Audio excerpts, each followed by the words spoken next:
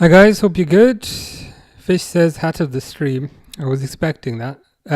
Score out of 10 for this hat. You like it? You not like it? I'm quite undecided. Derwood says, hello champion family. How are you? How goes the cleaning and unpacking? I think you were getting to the end of the cleaning last time. And I think you said the unpacking is going to be another month, but I hope... Fucking hell. But I hope the packing is unpacking is progressing well. Give me a second. Edit says yo fish and also yo. How you doing, Edit? Hope all's good with you. I think that should be working. Fingers crossed. They've kicked off here. Newcastle. No, it was Wolves that had the chance, but it was saved. Timer. Where's the timer? I might need like a second screen at this point. 0, 1 minute 15. So happy football is back. Yeah, me too. So happy the proper football is back for another month at the very least. Newcastle got a chance. Ooh, Newcastle have gone down, but no foul.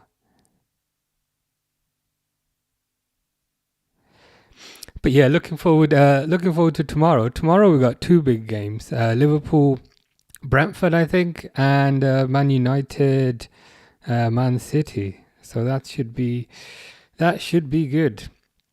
I've also changed the comment thing to white and red. Let me know if that's coming up okay, or if it's too small, or people can't read it.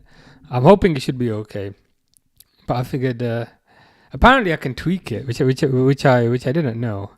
So I've been playing around with it. But yeah, let me know if that's okay. Edit says me too. Fish says hi, which is new, which is a positive from Fish. Fish says I'm Sigma. I'm not too sure what that means. You did make me look it up a few weeks ago. So I did used to know what it means, but I don't know what it means anymore. You'll have to remind me. Dave says Arteta out. I want him out. Didn't you win today? Didn't you win like 3-0? Was it not a good performance? I didn't see. I think Zubamendi scored 2, and I think Gyökeres scored 1. Was it just the manner of the performance that you didn't like? Edit says Newcastle easy win. I think they're easy-ish. I think they'll probably win about 2-0. But Wolves have been quite terrible this season, so you might be right about calling it easy. Done with cleaning, only have a couple more boxes to unpack. Got a lot done with no football, yeah. It always helps. Certainly always helps. As you were saying, you pick the best week to move, because you can just concentrate on what you need to do. Fish says, why you put Gordon on cover? He's still suspended. You should have put Tonali. Yeah, fair point. The real reason is I copied and edited the last Newcastle one, if you know what I mean. So there was like another Newcastle one a few weeks ago. So instead of creating a whole new cover from scratch, I copied the old one and then I edited it, and then I took out the away team and I put Wolves in. That's the 100% correct reason. How long is Gordon suspended for? Because he seems to be out for a while. Burnley, that's it, yeah. Hans says, please tell me Elanga starts. The team sheet was just a prank. I can have a quick look for you. I've not seen him. I can see Voltamade and I can see Jacob Ramsey. I can't see who's on the left.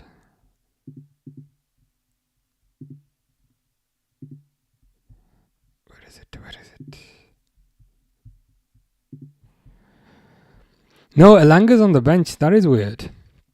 That is peculiar. Are you doing both games? Yeah. I was unsure if I was gonna have time. But I managed to do this morning what I needed to do. So yeah. I think the Liverpool game's at 2, and I think the other one's at 4:30. So it should be okay.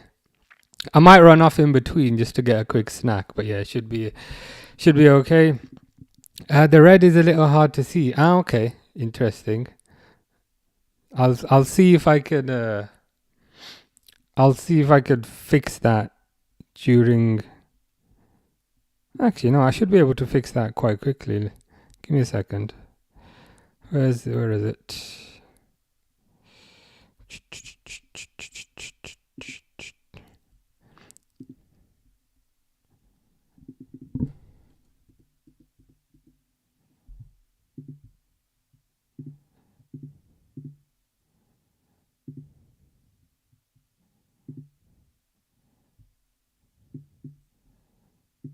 That should have fixed it. I'll maybe try changing it to I might try changing it to black for next time. Okay, let me make a quick note.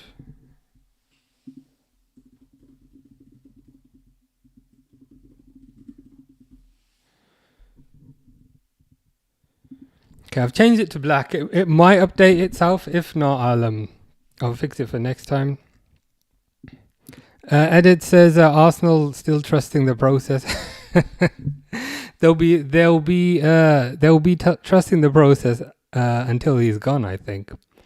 What process are they trusting at this point? Is it the process of kind of repeatedly failing year after year? Is it the process of misery? Is it the process of disappointment? I just don't understand. I mean, the same thing's gonna happen. The same thing's gonna happen this year.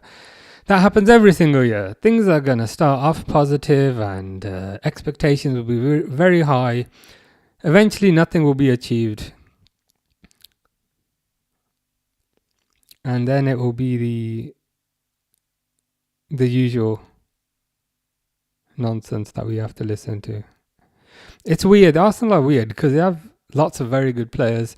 They've got ownership who's willing to spend. I think it's just a manager who's unfortunately not up to it.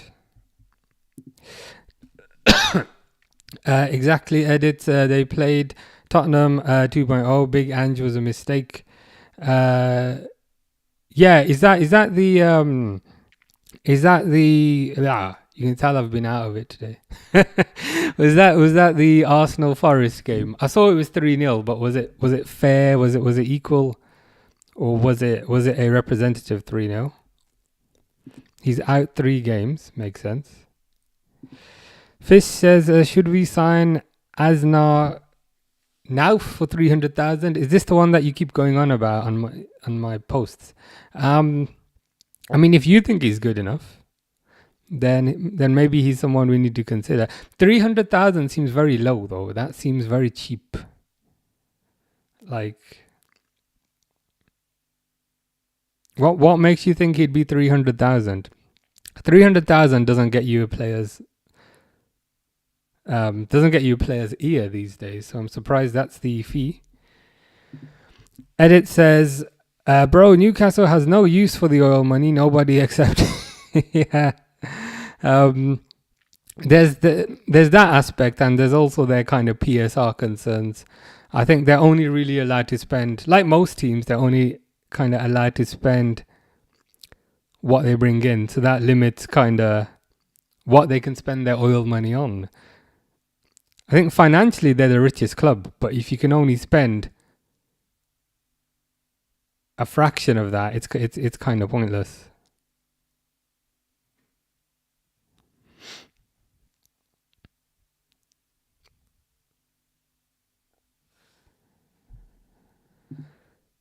Fish loves me. I appreciate that. That's kind of what I was going for. I've changed that red to black now, as you can see. Is that black?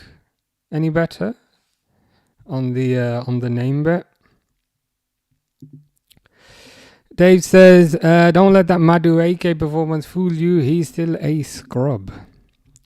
Again, I didn't see the game. Did he? I'm presuming he had a good game, but you think generally speaking, he's not the one for you. To be honest, I'm surprised that you bought him. I don't think he's very good. I mean, Wolves are dominating this game so far, which is surprising. But yeah, I think the Madu AK trajectory will probably be a loan in a year, in 2 years, and then probably some other team. Edit says, bro, Premier League should put second place cup at this point. Yeah, I mean, Arsenal would win it every year. I think in that case, it'd also be kind of lame. Imagine that, getting a cup for second place. Like, would you even want to lift that cup, and would you even count it as part of your honours? Maybe that should be the test. Maybe they should create a second place cup, and if the team who finishes second place actually celebrates it, then they should be punished. That seems the best approach. Fish also loves himself, which is good to know. Dawood says, I'm surprised Elia is on the bench. I was looking forward to seeing him play. Yeah, he's gone to Villa, hasn't he? That is quite surprising. I appreciate they have Morgan Rogers, but yeah, looking forward to seeing him play as well. Hopefully it's just a fitness thing, I guess. I presume he didn't play much in pre-season, so I hope it's a case of that. I hope it's a case of they're just gonna gradually bring him up to speed, and then he'll be in the team. It would be exciting for the second place trophy, even though I think City or Chelsea will get it. Yeah.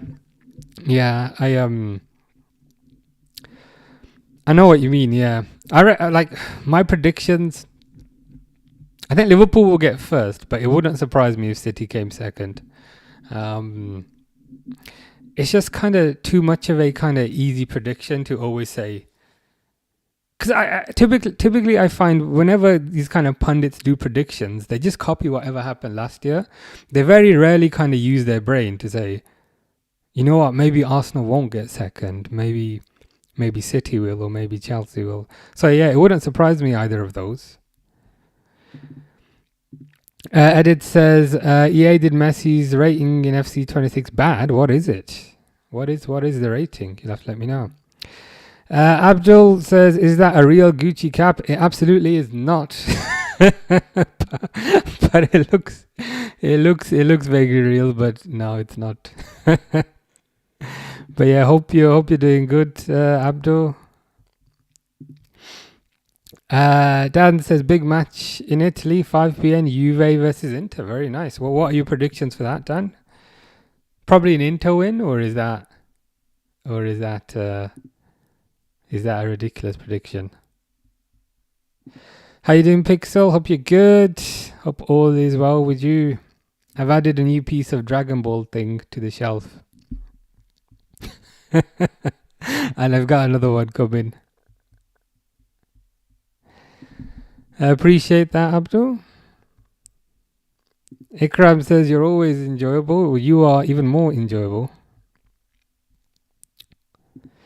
Tachi says, nothing beats a Jet 2 holiday.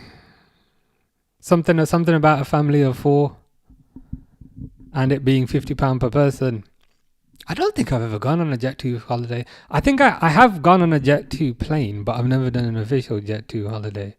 So I couldn't confirm for certain if anything beats it or not.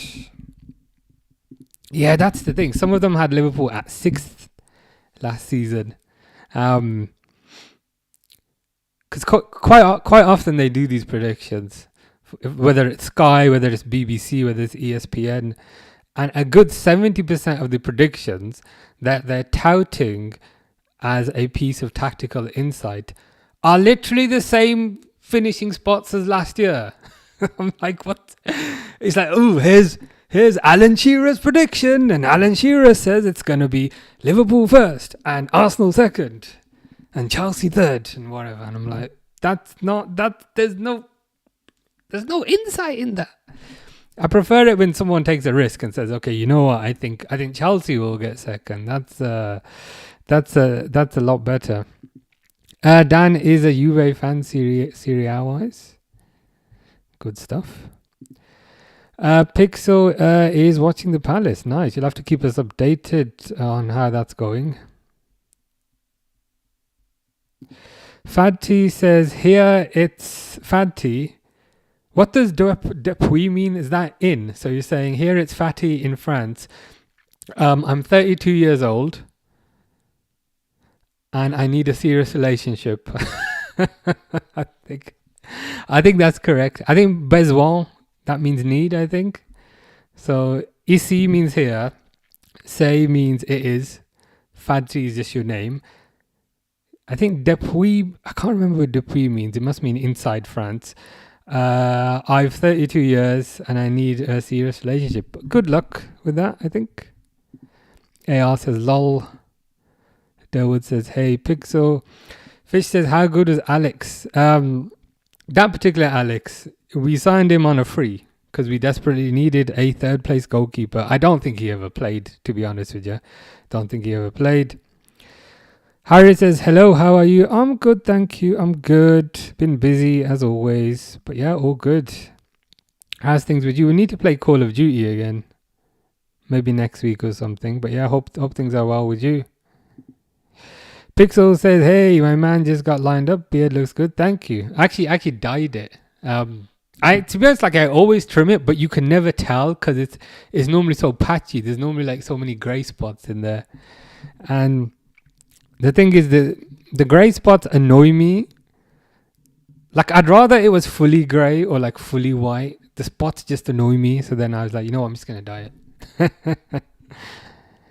Edit says, we getting Kanate and a free transfer. I think you are, yeah. I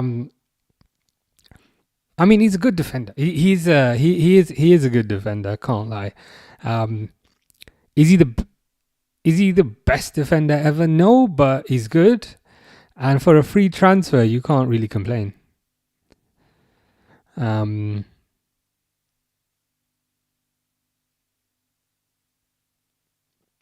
Corner here. Corner for Wolverhampton.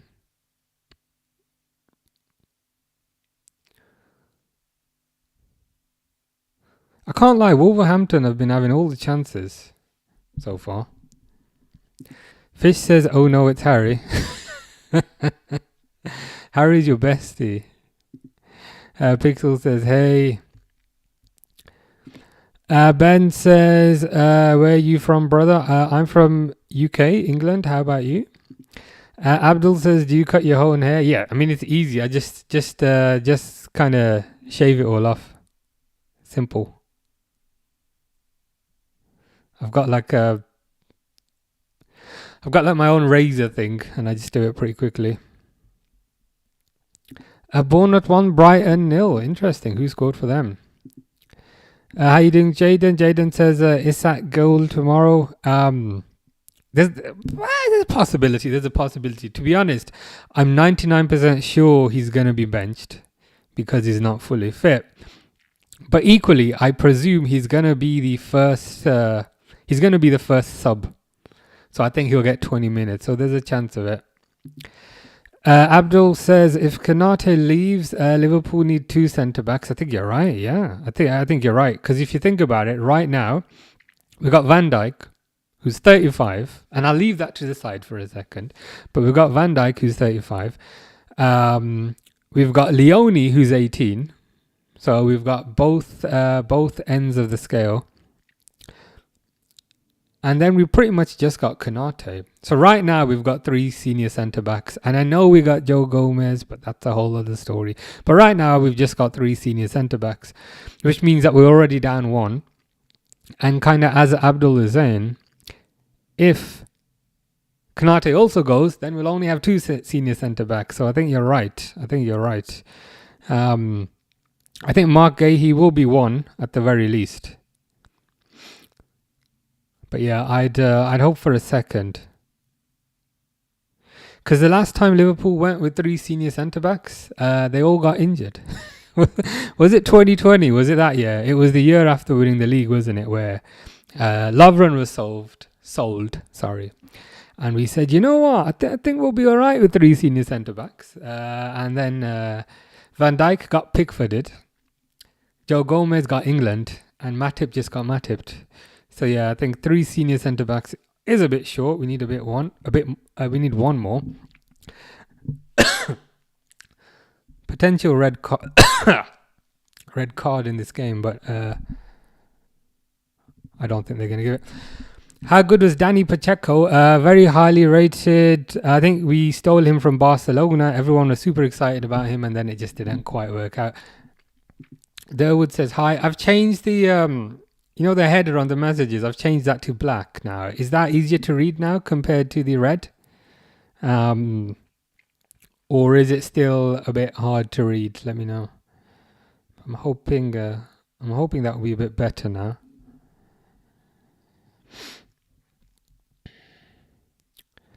Christian says, hi, buonasera. How are you, Christian?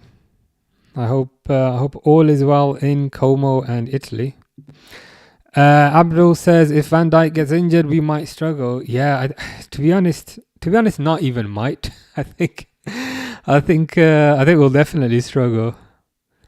Because if Van Dijk gets injured tomorrow, let's say for argument's sake, we then have Konate, whose mind seems to be in Madrid, if you think about it. Last few games, he hasn't really been concentrating particularly well. Last few games, he has made a couple of mistakes here and there. So if Van Dijk gets injured, we have Konate, who looks like he's half asleep, and we have an 18-year-old. So that would be absolutely the worst case scenario. I'd rather any other player get injured than Van Dijk right now. Because I think in every other position there is a abundance of cover. There's multiple players off the bench who can come on or fill in and at least put in a good performance. Whereas with Van Dijk, I don't think that's the case. Van Dijk has no cover or no redundancy. I'd rather Salah get injured. I'd rather Isak get injured. I'd rather anyone get injured than Van Dijk. Alex Scott scored. Very nice.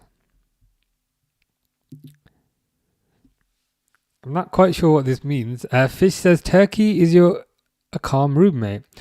Also, Anne, that should be a bit strict, indeed aggressive. As you were reading something, a storybook, which makes you felt a more sense into your...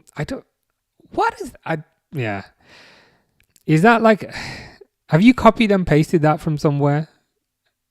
I mean, you probably have, but even then, it doesn't make sense. It's missing like prepositions and it's missing verbs. Edit says, I think Liverpool should sign Araujo or Alaba. Araujo, yeah. Depends on the price. Depends on the price and the kind of availability.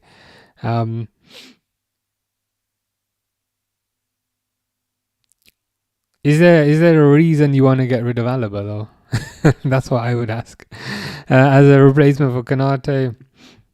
Excited about how Kolo Muani will do with Spurs. Also Xavi Simons. Yeah, I mean Spurs have made quite a few signings this summer. So I am also excited and intrigued to see how they all fit in. I mean, they got Kudos as well, didn't they? So they've got, a bunch of new signings with a new manager as well. Yeah, to be honest, I might start watching a bit more of Spurs. Just to kind of see how they do.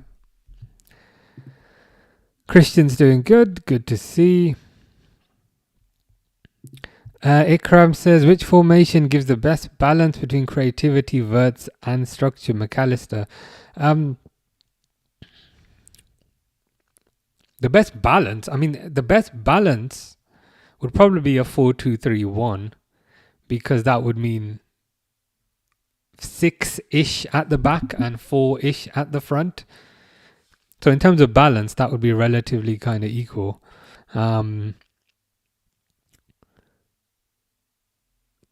Yeah, I'd say perhaps a 4-2-3-1, but in that too, McAllister would kind of push forward a bit if needed, I think.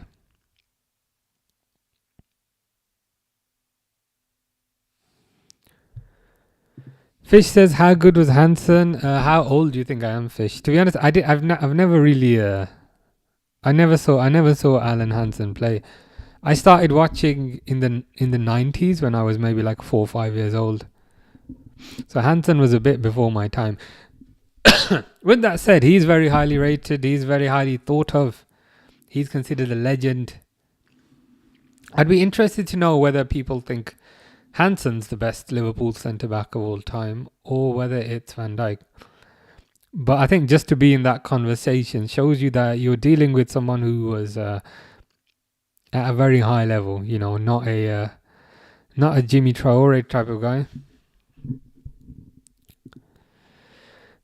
Fish is telling me about the Ottoman Empire. Very interesting. Pooh says, is it Pow or is it Pooh? Probably Pooh, based on the picture. Says, make heart, please.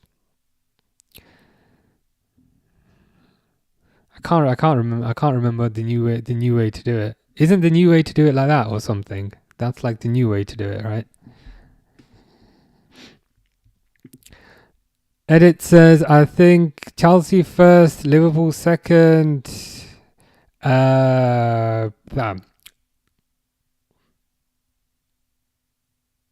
It's because you flip the second and the third. I'm getting confused. Okay. So Chelsea first, Liverpool second, City third, fourth Spurs, I think. Yeah. Your prediction, maybe Liverpool won, but I like Chelsea a little bit more due to, Liverpool-Madrid rivalry. I mean, fair enough. And I think equally that prediction, it's fine. Like I see the logic behind it. Like it's not crazy. So I think Chelsea could get first. Liverpool could get second. City could get third. Yeah, Spurs could get fourth. Maybe Spurs fourth might be a bit challenging. Maybe Arsenal fourth, but it's not outside the kind of realms of possibility. Somebody the other day, I can't remember who it was, but somebody the other day was saying Man United are going to get fourth, and I was like, no, it's not going to happen. Yeah, Ikram remembers. Yeah, there's no chance Man United get fourth. Abdul says, do you rate the Liverpool bench? I think in general, generally speaking, there is a sufficient amount of depth. So if you think about it from a goalkeeper perspective, you got Mamardashvili, who I think you could certainly make the argument is the best second keeper in the league. I don't know who else would be. So I think Mamardashvili is very good. Who else is on the bench? Joe Gomez is good in the sense that he's versatile. So he can fill in at right back, he can fill in at left back, he can fill in at centre back. So I think it's good to have that kind of player. Leone looks like a top talent. He's absolutely massive. And he's released some training pictures as well. And like the weights that he's lifting are heavy. I'm like, how are you lifting those weights at 18? Newcastle have scored. It's Voltamade. I was gonna say, is that Anthony Gordon? But I remembered he suspended. So Voltamade just scored a header.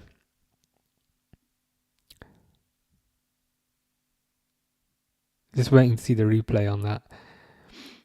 But yeah, Leone looks good, to be fair. He's received a senior call up to the Italy team as well, which I think is positive. In terms of midfield, Curtis Jones is fine. He's fine. I wouldn't say he's amazing, but equally wouldn't say he's terrible. I'll say he's fine. Curtis Jones is fine. Endo. What I like about Endo is that he offers something a bit different. So he's a natural ball winner. Just seeing this goal. Yeah, that's a good goal. Voltamade was clearly onside. It was a cross by Jacob Ramsey, kind of looping cross to the far post. And that's fair enough. Like, if you got a giant striker, stick it in the air. You know what I mean? So let's change this to 1-0.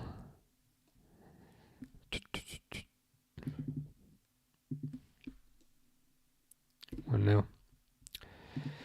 But yeah, what were we saying? Yeah, Endo's good. He's a natural ball winner. He knows that he's not first choice, but equally he doesn't throw a fit, if you know what I mean. So I think it's important to have that kind of player. Who else we got? I mean, if you think about from the midfield perspective, you got Wirtz, McAllister, Gravenberch, Szoboszlai, and not all four of those are going to play. So I think one of those will be on the bench, and whichever of those is on the bench, I think is a good option. Connor Bradley probably also on the bench, good option.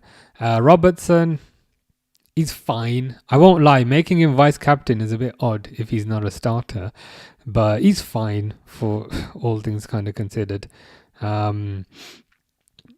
I think there's an abundance of cover in the attack. Ekatike, if he's benched when Isak comes in, Ekatike is very good. Rio's very good. So I think in terms of the bench, this year especially, the bench is looking quite good in all positions other than centre-back. But I think you alluded to that earlier when you were saying Liverpool need 2 centre-backs if Konate leaves. Which means right now they need 1. So yeah.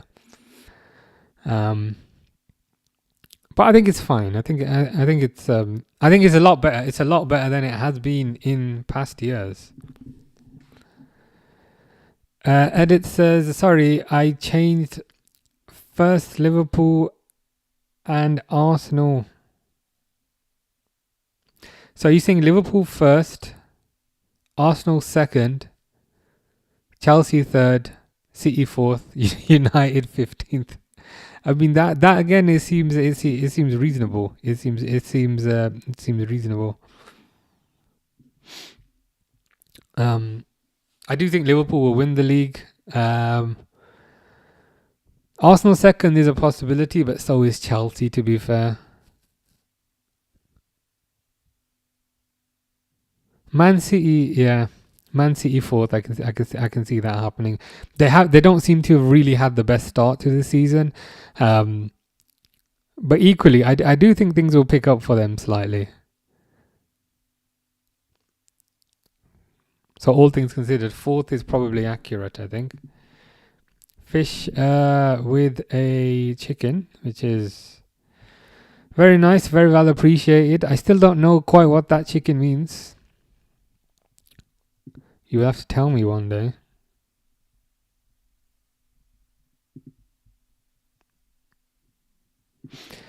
Ikram, I think, was talking about the kind of depth, or is perhaps following on from the depth conversation we were having earlier. Can Liverpool challenge on all fronts with such a heavy squad? Yeah, I think that's the intention.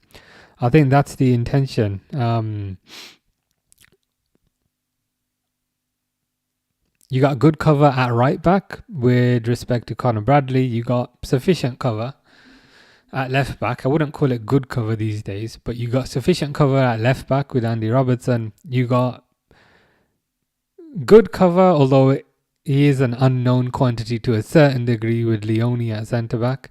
But I do think Liverpool are a bit short at centre back, which is why they went in for Mark Gahey.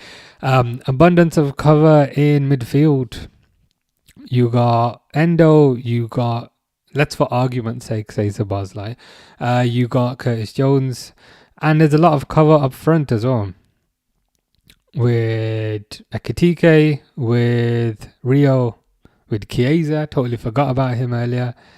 So yeah, I think that is the intention, to perhaps go further in the cups compared to last year. FA Cup they didn't go particularly far. Was it Preston that they lost to? Can't remember. Champions League, they did very well in the group stage, but then got eliminated versus PSG in the knockouts. But to be fair, I guess it's a bit unlucky to get PSG so early. So yeah. I'm hoping with the depth or the heavy squad, as you put it, Liverpool can go a bit further. Fish said, buy me beer. You're a bit young for beer, number one. And number two, I'm not sure fish drink beer.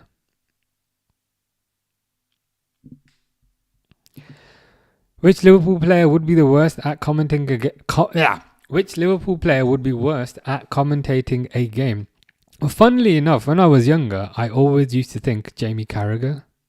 Because when he was younger, he used to talk really, really fast. And nobody used to understand what he was saying. So a few years ago, I would have said Jamie Carragher, which is kind of ironic now because he has a job as a commentator. So, but he has slowed down a lot with how he speaks. But in terms of right now, who would be the worst?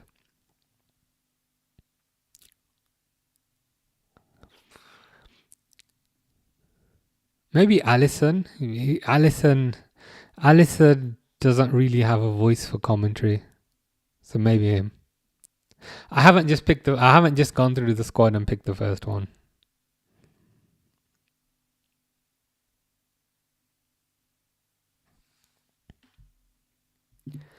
Edit says, Liverpool poll should play two with Isak and Hugo, and then right mid Salah and left mid Cody. Then it is something that they could do. I think it depends. It depends on the team. Like I wouldn't want to play that kind of formation against a strong team, because I think then you only kind of have two in the middle, whereas most teams have three in the middle. So if you're two versus most teams three, we're gonna get overrun a lot in midfield, and I think that's the problem Man United are having. They only have two central midfielders, Casemiro. I've combined them there, Casemiro and Mainu, and when they do that, they get overrun. So I perhaps wouldn't want to play that permanently in every game. But with that said, against some of the kind of lesser teams who play a low block, that could work. So you'd have Salah on the right, Cody on the left. You'd likely have to have Florian Wirtz in the middle. And you'd have Isak and Hugo up top. So that's kind of five forwards. Gravenberch is going to be doing a lot of covering in that formation,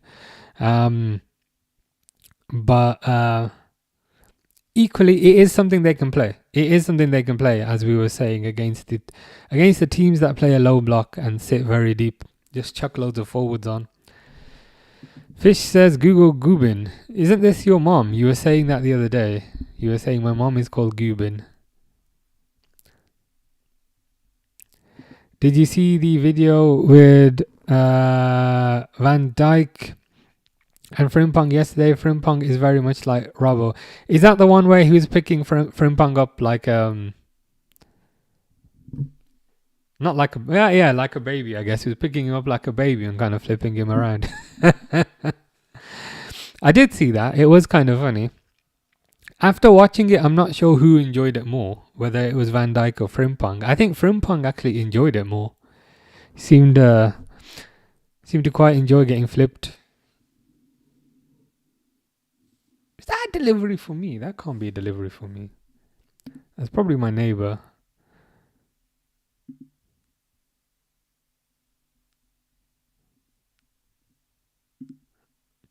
Yeah, I think it's my neighbour's delivery. But yeah, no, it was good. Good vibes. You don't get that at every team, so it's good to see the newbies are integrating. I appreciate Frimpong knows Van Dijk from the national team, but it's good to see he's settling in well.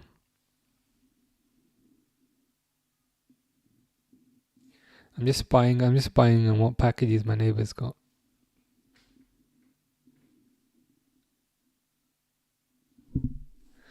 Looks like a book or something. Edits says, bro, it's Alisson's last season. Most probably. There's a chance. I think it depends how this season goes. I think contractually, is it 2027? For some reason, 2027 is in my mind. So I think contractually he's perhaps got 2 more years left. But equally, I think it depends how this season goes. If he gets lots of injuries, which has happened in the past, there's a chance it could be his last season.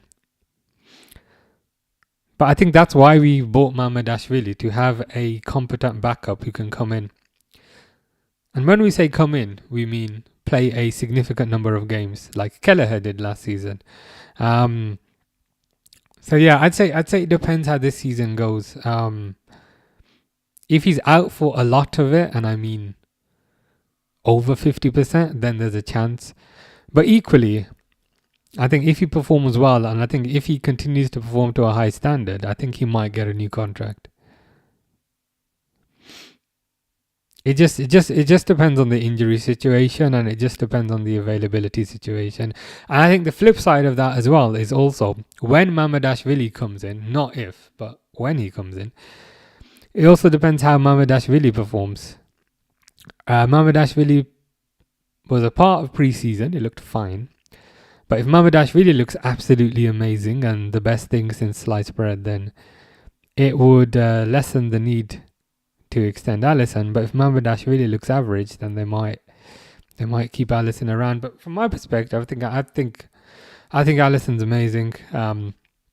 I don't think his level has dropped. If anything, his level seems to keep getting higher every year. So yeah, from a performance perspective, he's very good. Only concern is the fitness. Fish says we're going to break. Please don't break anything.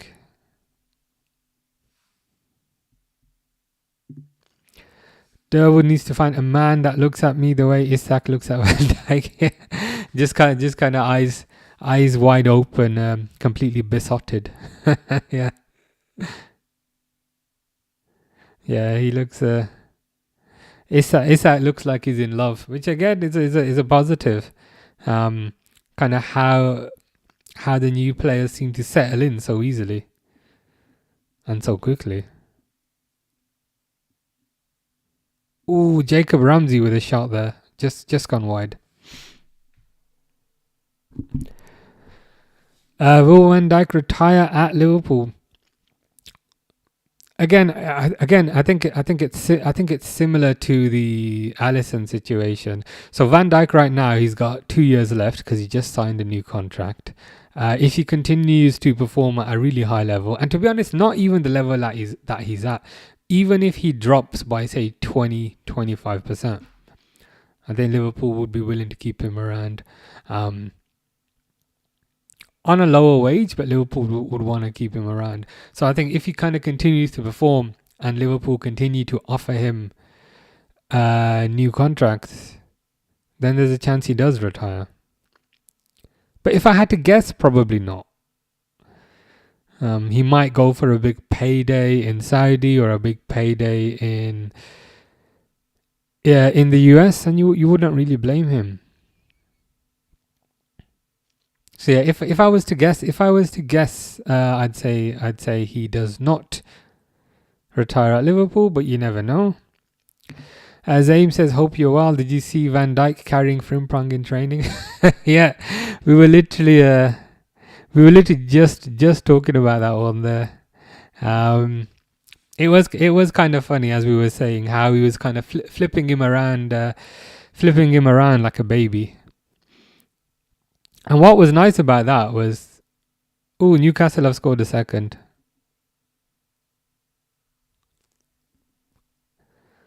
Jacob Ramsey. What was nice about that was kind of how much Frimpong was enjoying it.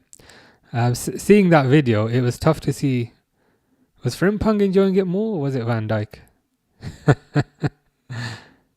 But yeah, it was kind of funny. Again, does any other team put out like videos that are, what's the word, that show, does any other team put out videos that show the personality of the players? I don't think any other team do. Like I never see this kind of thing from Chelsea, or this kind of thing from Man United, or from Arsenal. It seems to be specifically a Liverpool thing. But yeah, it was kind of funny, can't lie. Edit says, did Leverkusen sign a replacement for Pep from Timu? Ten Hag got sacked faster than Neymar getting injured. Joke, I love Neymar. The Ten Hag situation was hilarious. I think we were talking about that the other day. But when he got hired in the summer, I remember we were saying Leverkusen need to do a rebuild because they've lost Alonso, they've lost Frimpong, they've lost Florian Wirtz. Why are they entrusting a rebuild to the guy that screwed up Man United's rebuild? You know what I mean? Like he literally tried to do a rebuild at Man United with a lot more money, and he failed at that. And then somebody saw that and said, you know what? That's exactly what we need at Leverkusen. So Ten Hag was a catastrophe at Leverkusen. But like weirdly, like I don't even blame him too much because the ownership at Leverkusen, surely they must have seen what he was, right? So then why did they give him a job? Like he's clearly not qualified to do a rebuild. Maybe he's qualified in other areas, but he's clearly not a good candidate. So why did they give him a job? And especially, why did they give him a job to then fire him two games later? Like the whole situation is just soaked in incompetence, but not from Ten Hag's side, from Leverkusen's side. So they made a mistake, and they're gonna have to pay out. They're gonna have to pay out millions. You know what I mean? It's a weird situation. Like I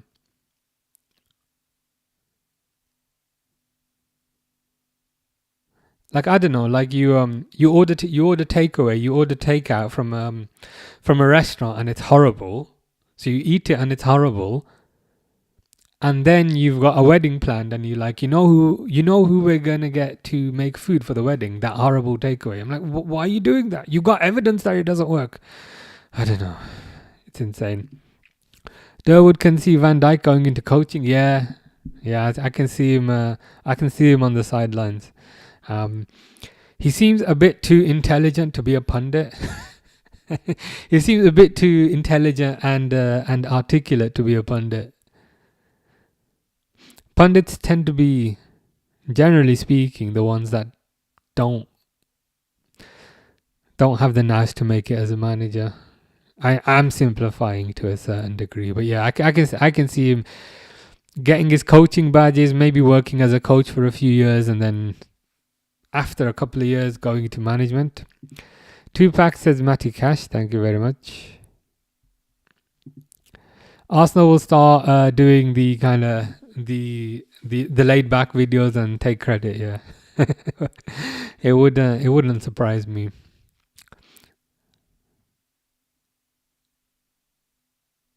But yeah, it's really nice to see everyone gets on, because you don't have that at other teams.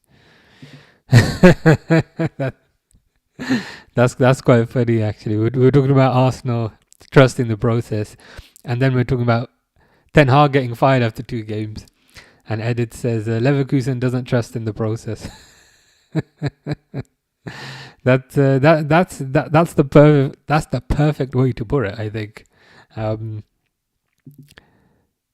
Leverkusen were lucky yesterday, 2 red cards and still won. It's probably good that they didn't trust in the process. They decided after 2 games that the process was not for them, and in doing so, they managed to win their next game. So let's hope Arsenal do not see that. Zaim says, well, which players do you think in this team becomes a pundit, a Robbo? Yeah, I think Robbo is a possibility. I think Alisson's a possibility as a pundit, but he won't be doing it like every game, like Jamie Carragher. He'll be like a guest. He'll be like one of those kind of guest pundits type of things. In terms of who would be a pundit every game,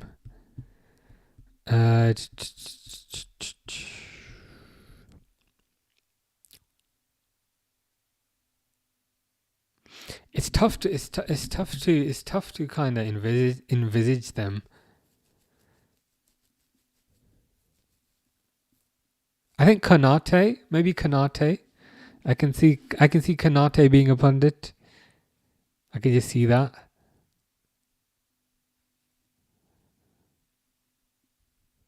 I don't think Salah would bother. Gakpo, maybe.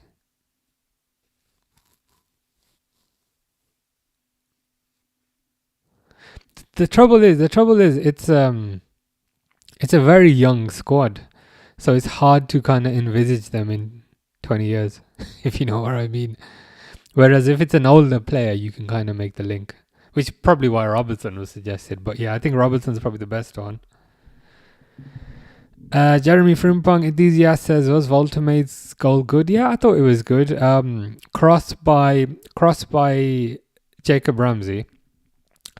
And then Voltemade, to be fair, timed his run very good. So Voltemade was between two defenders, timed his run very good, and then scored with a header. So yeah, good goal. I thought it was good. Jamie says Milner as a pundit. It's a possibility. It's a possibility. I think I can see him going into coaching as well with Milner. But sometimes people go into coaching and they do punditry as well. Milner could probably do both. Yamal to PSG, here we go. Source hairline of Zidane or my hairline equally. What you do for a living, I think Edit's saying. Working like app development, that sort of stuff. Kieran says Newcastle fans have no clue who Isak is now. Yeah. Isak who? To be fair, it was a really good goal by Voltemade. It was impressive how he kind of stayed onside. Literally kind of stayed in the middle of the two defenders. Timed his run perfectly, and it was a really good header.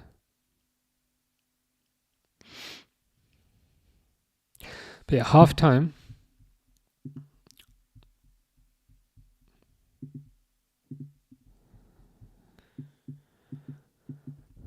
oh, 45.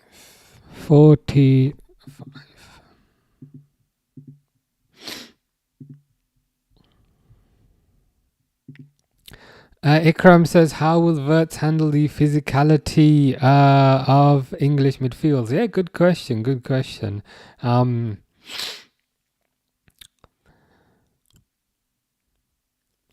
I do think there's a learning curve coming into the Premier League compared with somewhere like Bundesliga. So I mean, right now, I think he's okay, but I do think there's improvements that can be made.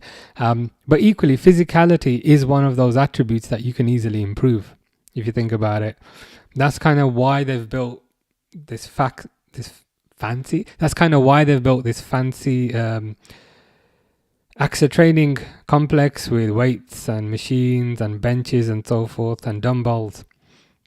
You know what I mean? So whilst I think he's okay now, I do think there's work for him to do, but there's work for all players to do. He'll be put on like a kind of individual plan. He'll be put on a new diet. And then hopefully you should see him handling the physicality a bit better in a few years. Not a few years, even a few months, to be fair. I do find it a bit bizarre. People say Wirtz is not physical enough. But like physicality, you can easily improve your physicality. If people were saying Wirtz is not intelligent enough, then we can't really make him more intelligent. If people were saying he's not quick enough, you can make a player slightly quicker, but you'd hit diminishing returns very soon. Whereas if you say a player is not physical enough, that's something that's very easy to improve. Change your diet, hit the gym, especially if you're 22. And guess what? You'll start adding on muscle. I mean, look at the transformation that Trent went through in a few years. Trent perhaps took it a bit too far. I think Trent was perhaps too muscular at the end. but you see where I mean. You can be a relatively lightweight player and then improve your physicality that way. So the whole notion that somebody is not physical enough is just a silly conclusion, because you can become more physical by changing your diet and working out more.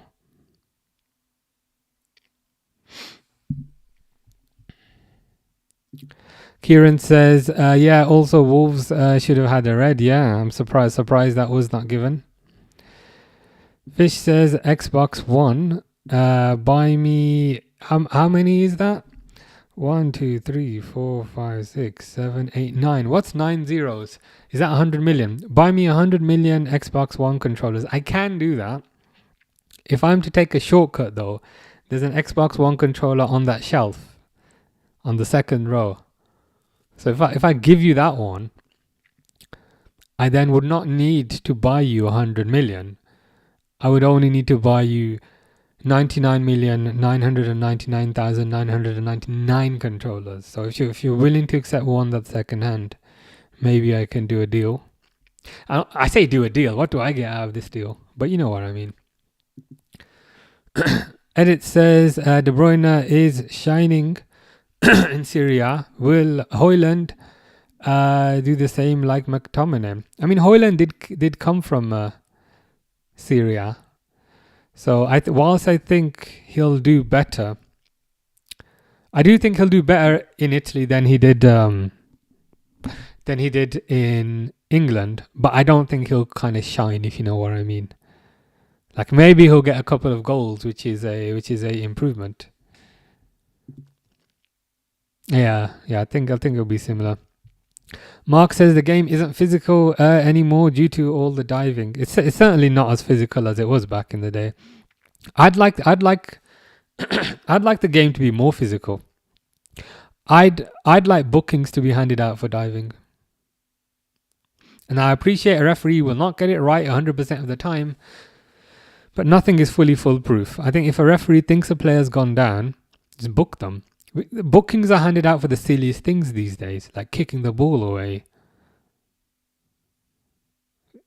To me, diving's worse because you're literally trying to con somebody compared to just wasting time. So I think that's a rule change I would do that would make things a bit more physical. Oliver says Sunderland still 0-0 at half time against Palace at Selhurst. Interesting. That's they're doing pretty good then to still be 0-0 at half time.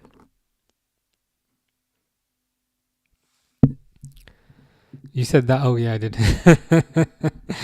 When I was saying he's too muscular, I meant 66, not whatever I may have said.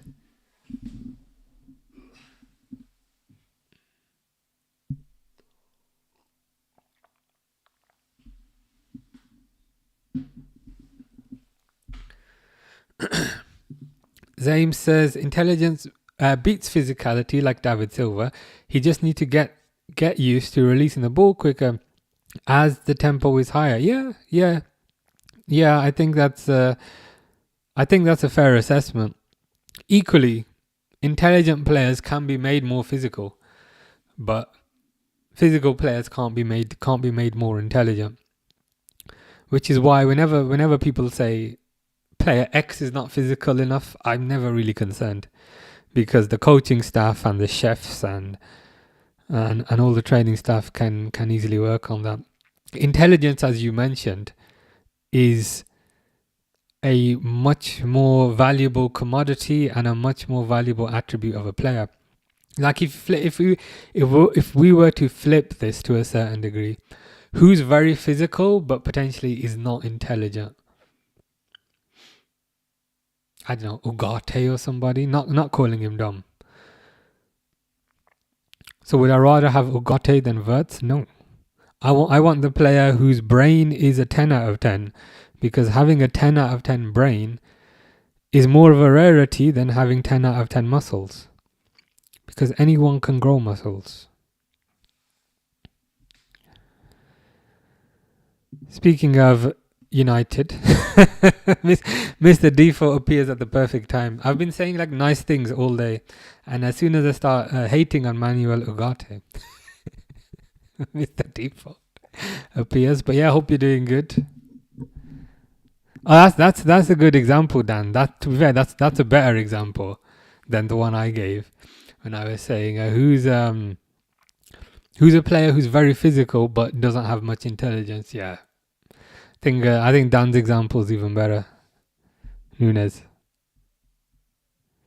Mr. Default says, I heard Man United hate and had to pop by. I could sense it in the air. I mean, I can't even deny it at this point. If you also sense the lottery numbers in the air, please do let us know. Music on stage, thank you for that. Fish says, ow, have you fallen over?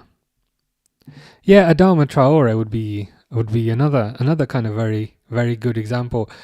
Kind of all pretty much entirely kind of pace and power.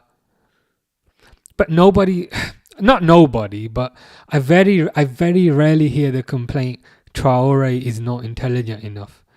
But surely that's a bigger concern than Wirtz is not physical enough, because they can't make Traore more intelligent. Maybe you can, like a few percentage points, but not to the extent that would be needed. So yeah, I just find the whole thing a bit silly. Mr. Default senses Man United 2, City 1. Is this from the same database where United 3, Arsenal 2 came from? Do you recall the one from the future, or was that a different Mr. Default? I think one of my visions will come true. Fair enough. I mean, you got to keep positive, right? You got to be like, you know what? One day, one of these will come true. I reckon it will be a draw. I reckon it will be a draw. Maybe 1-1. But yeah, looking forward to that tomorrow. I'm just a bit annoyed. Like, couldn't they do the Liverpool game on one day, and then the City Man United game on another day? But no. Premier League are messing us about with their timing. It's sad to say I'd take a draw. I hear where you're coming from. I think you're away from home as well. So a draw away to Man City. Not the worst result.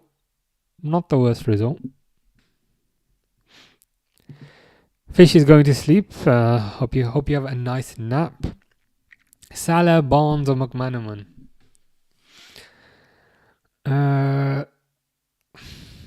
John Barnes I didn't really see. I'm a bit too young for that. Steve McManaman, I saw. Steve McManaman was fine, but I wouldn't put him on Salah's level. So all things considered, I would probably keep it how you've got it there. So Salah number 1, Barnes number 2, McManaman number 3. Yeah, Mr. Default says obviously Salah. Yeah, I think you'd have to put Salah number 1. Carl Walker will pocket Hugo. He won't. He's so washed.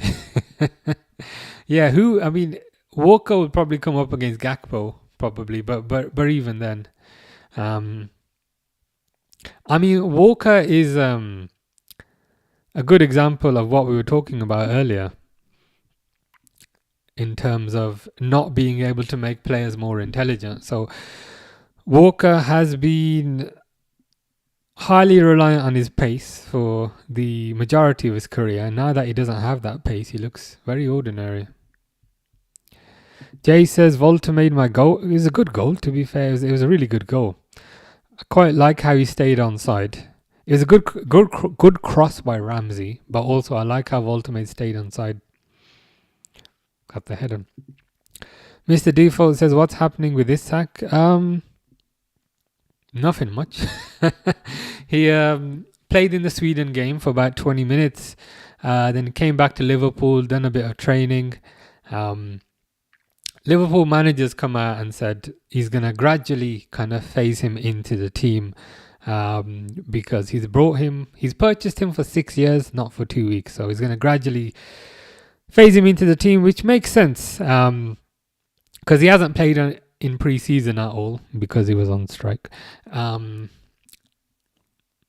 So he's kind of going to be doing his pre-season as part of the games. If you think about it, he'll be coming on 20 minutes here, 30 minutes here, 40 minutes there. And I think they're going to gradually build his fitness up that way. And then we should be good. What will be interesting to see, I think, is what happens when Isak is fully fit. Does that mean Ekitike is going to be benched? Does that mean Ekitike is going to be on left? Or does that mean something else? It'll be interesting to see that. Pace Merchant, that's all he ever was. Kyle Walker, yeah, true. Feel bad for Hugo. Yeah, I think, me too, to a certain degree. But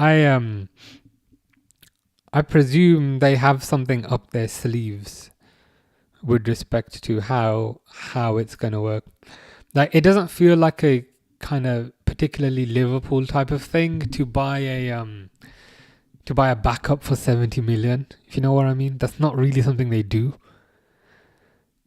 So I'm hoping they've got some sort of master plan, which is going to manifest itself once Isak is fit. Second half has started.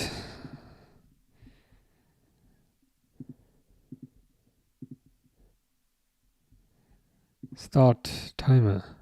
Timering.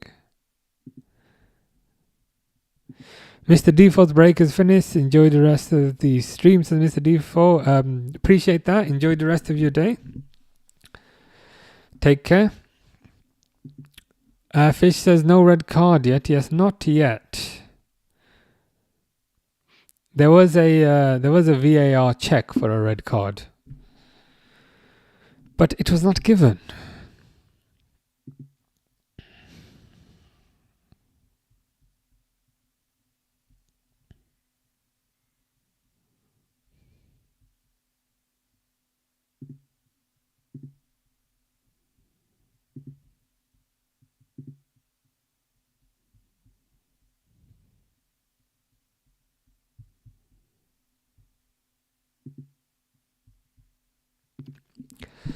Brad says, you doing the Liverpool game tomorrow? Yep, looking forward to it. Is it 2 o'clock or 2:30? I think it's 2 o'clock, but yeah. We'll be doing the Liverpool game tomorrow.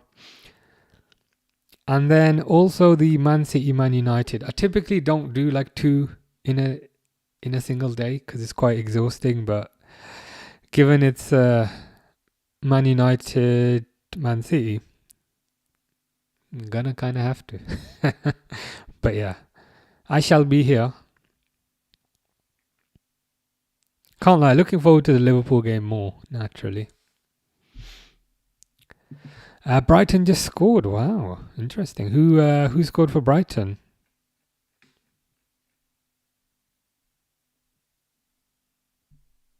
It's not James Milner, was it? Or was it somebody else? Zame says, we will play 60 games.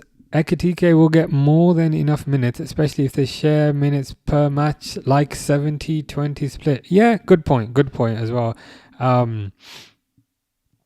Liverpool will play a lot of games this season. So I think there's plenty of opportunities for Ekitike to play. I think last year perhaps skewed expectations to a certain degree, because Liverpool went out the FA Cup very early. Liverpool went out of the Champions League very early in the knockouts to PSG. So going out of two cups very early significantly reduces the games that can be played. But I think Zame's right. This year, that's probably not going to happen. Or we hope. We hope at the very least. This year, that's not going to happen. So yeah, there'll be plenty of kind of opportunity. Season is very long. Like it's only September. And I think equally anything could happen. Like Salah could get injured, Isak could get injured, Gakpo could get injured, and then I think you need quality players to come in. So yeah, I think you're right. There'll be plenty of opportunity.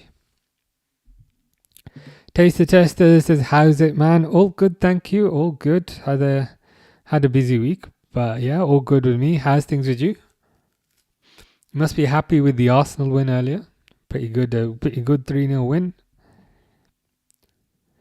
Fish says, "Sir, you look like Karim Demirbay." I don't know who that is, but I will Google this person in a bit. Mitoma scored. Should have known. For some reason, that feels like the most obvious, the most obvious one.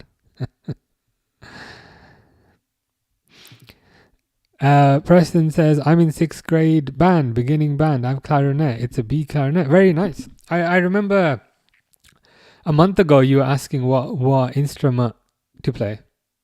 Clarinet seems like a good choice. But yeah, good stuff. I kind of always wished I played an instrument when I was younger. So yeah, it's a good thing. It's a good thing to do. It's a good thing to do.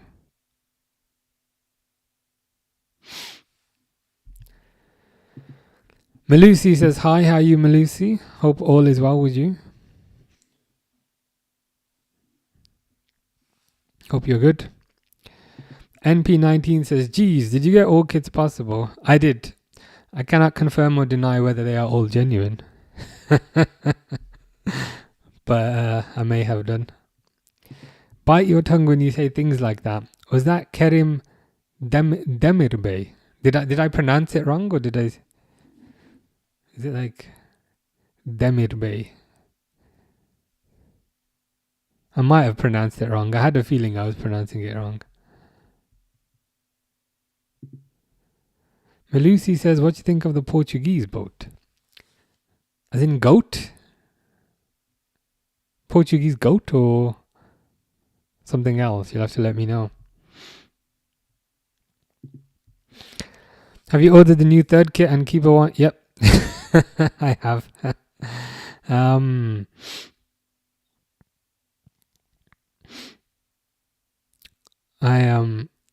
I was unsure whether to get the long sleeve, but I did in the end. Long sleeve is oddly comfortable, but the keeper one, as in the black one, they only have that in short sleeve. Ah, yes. Well, maybe I should touch wood. This is not quite wood. It's a coaster. Actually, is this wood? It might be wood. This desk is wood. So yeah, I touched the desk. As you can see by everything shaking. There you go. Taste the Tester says, "I'm doing very good. My leave starts on Monday. 3 weeks. 3 weeks. Looking forward to it. Very happy with the win. What's your predictions for tomorrow's game against Burnley?" I think Liverpool will win 2-0. I think Liverpool will perhaps just have a bit too much for them. I don't think Burnley will score. So I'm probably going to go with a 2-0 prediction. If Liverpool were at home, I'd maybe change that slightly, but I think 2-0 is about right. Well, what do you think? MBG Edit says, "Do you have FPL?" I do. You just reminded me. I totally forgot about that. I forgot that I did, but I do. This is my... I got 6 points.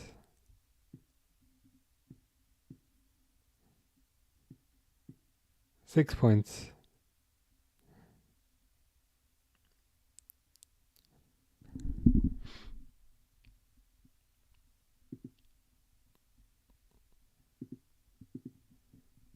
Yeah, I haven't really played FPL for years, so I was coerced into playing it.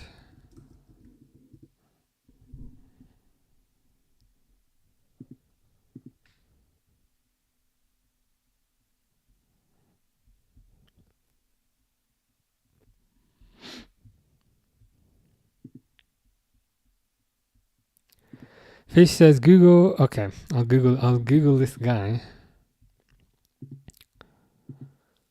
I can't lie, Fish. A lot of the people you say look like me. I don't quite see it, but really. I mean, maybe the beard, to a certain degree.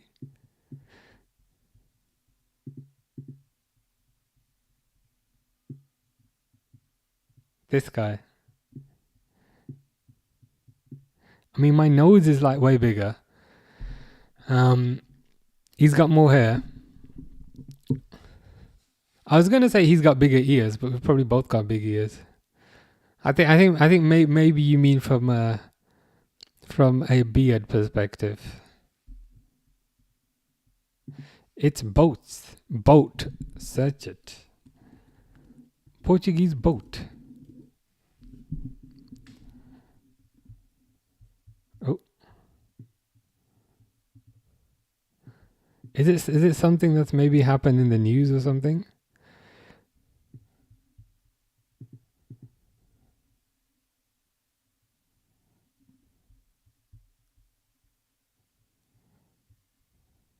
Do you mean this Greta, the Greta thing?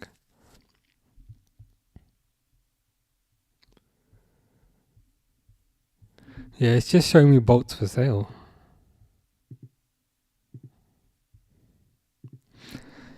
I got a feeling Burnley is going to play well. Maybe 2-1 to Liverpool. Yeah, 2-1 to Liverpool. I can see that happening. I think Burnley will probably be up for it, but I'd expect Liverpool to be able to contain a lot of what they're doing. But equally, if they score one, it's not the end of the world. I think Liverpool will come back, as you said. But yeah, I'd take either of those. 2-0 or 2-1. I'm not too picky. Preston says, yeah, 3 generations in my family have played it. Very nice. 3 generations of clarinet.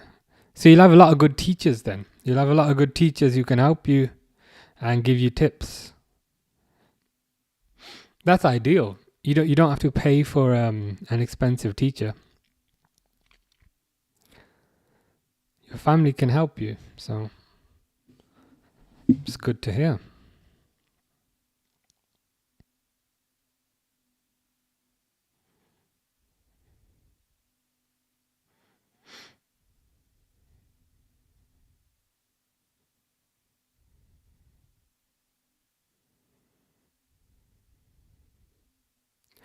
Still 1-0, which is surprising. Real Madrid winning with a red card. I didn't even know they were playing. Who are they playing? Let's have a quick look. Sociedad. Arda Güler and Kylian Mbappe. Fair enough. Who got sent off for them? Hausen got sent off in the 32nd minute.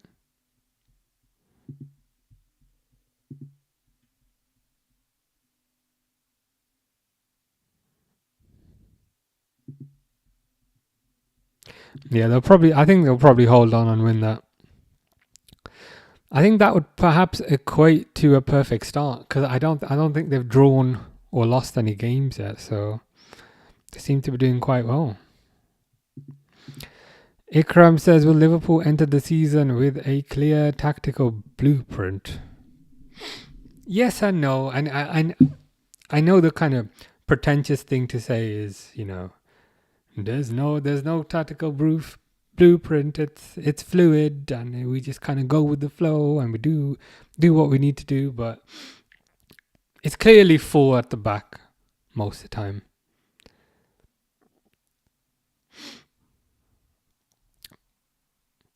Clearly at least 3 in the middle, and clearly 3 up top. So yeah, I mean, it seems kind of very similar to how it was set up last year. They might make certain tweaks, I guess, because they've got new fullbacks now. Frimpong's going to be very different to 66. So there might be kind of certain tweaks based on how the formation was last year. But I say tweaks. I don't suspect the blueprint, as you mentioned, is going to change significantly. Semenyo scored a penalty, 2-1 Bournemouth. Taste Testers also says Bournemouth scored, Semenyo penalty. Nice. We should probably double check all the scores at this point.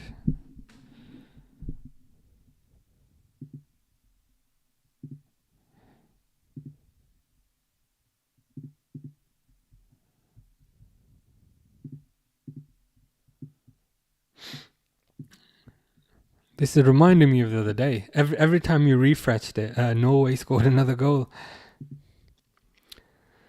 So Arsenal 3-0, Bournemouth 2-1, I think, as we mentioned. Crystal Palace 0-0, Everton 0-0, Fulham 0-0. Newcastle 1-0, Volta made header, and a couple of games later.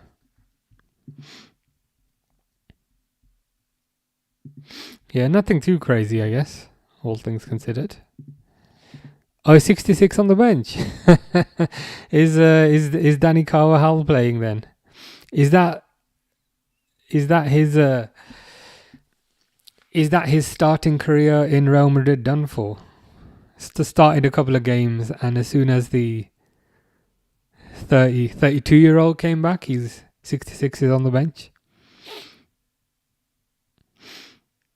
He can't be particularly happy about that, which in turn makes us very happy.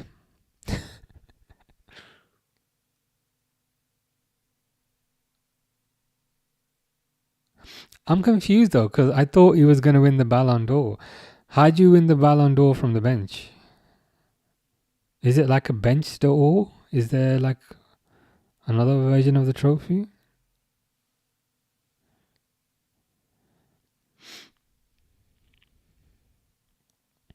My prediction was Aston Villa in 2 years. Not after 1 year, but in 2 years. I think that's where he will end up.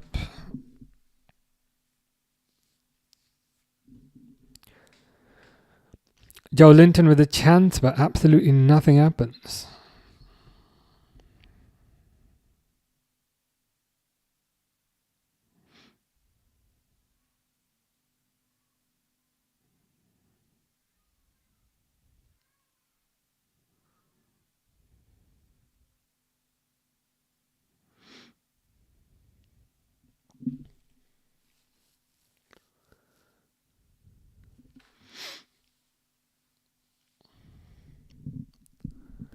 Voltamade is coming quite deep to win the ball, to be fair.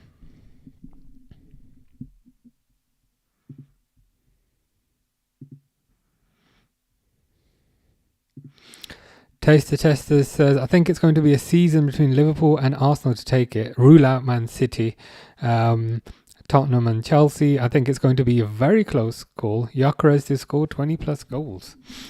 Okay, a lot to take in there. which we will go through in a bit. Shadow Guy says hi. How are you, Shadow Guy? I hope you're having a good weekend. So between Liverpool and Arsenal, I can see that. I think Chelsea will also be in the mix. I don't think Man City are as strong as they were in previous years. There just seems to be something going on in that club, which is preventing them from reaching the heights of yesteryear. I think I didn't say SIRI. I don't know why my watch is activating. But yeah, rule out Man City. Tottenham. Yeah, I think Tottenham will start off very well. But I think they'll fall off towards the end of the season. So yeah, in terms of the top positions, I think Liverpool, Arsenal, and I also think Chelsea, which is close enough. Gyökeres to score 20 plus goals. That is a lofty prediction. Is that in Premier League only, or is that across all competitions? Fish is eating a donut. Oh, I could do with a donut right now. What kind of donut is it? Shadow Guy says, "Hi, I'm not Jonathan from Twitch. I'm a different person." Okay, fair enough. We will collectively agree then. Can we therefore collectively agree that chess is the worst sport, and Chelsea are terrible, and Barcelona are terrible, and yeah, that should do. You're his assistant, I think. Very nice. I didn't know Jonathan had an assistant, but I'm happy to hear that.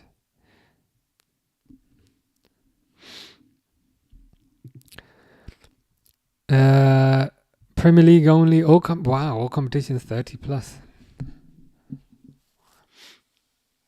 I mean, if he does score 20 goals Premier League, then you're right. It would be kind of very close at the top, because I think that's what Arsenal have been missing the past few years, having a clinical striker who can get a lot of goals. So if Gyökeres does do that, I mean, he got a goal today. Nice finish from a cross, which I saw. If Gyökeres does do that, then yeah, it's going to be very close. Ikram says, will Wirtz add depth to Liverpool's creative hierarchy? I would think so, yes. I mean, oh wait, I've just read that wrong. Will Wirtz add depth to Liverpool's creative hierarchy? I would argue he's at the top of that hierarchy, and that's why they bought him. They bought him for his creativity. Szoboszlai is very good, and I think we're kind of seeing the value in him this season. Or should I say, I feel like more people are seeing his value this season. But where he perhaps lacked a bit was in the creativity department. So I think Wirtz, rather than just adding depth to Liverpool's creative hierarchy, I feel like he was brought in to be the linchpin at the top of that hierarchy. So he's been purchased to be the creative outlet, to find that final pass, to unlock defensive and so forth. And to be fair, it was probably needed with 66 going last year. You needed somebody who was at the very least equally creative, and 100 million later, that's hopefully what they've got. Fish says, please read this message to you. I will never be able to get my delivery outside for a while. What's this a delivery for? Is it a delivery for more donuts? In which case, that's a lot of donuts. The person who is not Jonathan says, chess is the best sport. To be fair, chess is very good. Chelsea is better than Liverpool. And say whatever you want about Barcelona. You used to like Barcelona though. You used to like Barcelona. Do you not like them anymore? You prefer Chelsea. Chelsea's floating your boat a bit more.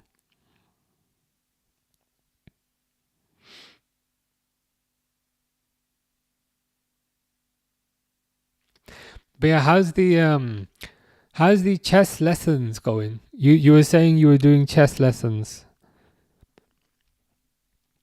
I hope that's going good.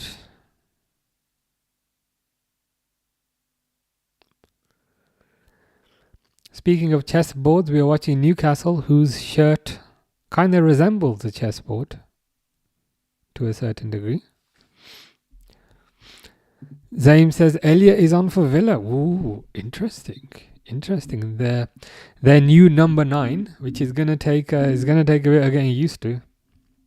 But their new number 9 is on. Where is he playing? Is he playing in the number 10 position? Is he playing on the right hand side? I'm refreshing BBC, but they're taking a while to show him.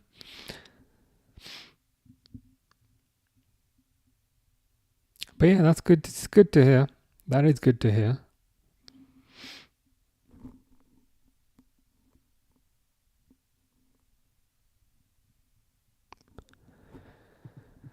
Fish says, did you know if you add a wrap in the pan? I did know that, yes. I did know that. Of all the things I know, that's number one for sure.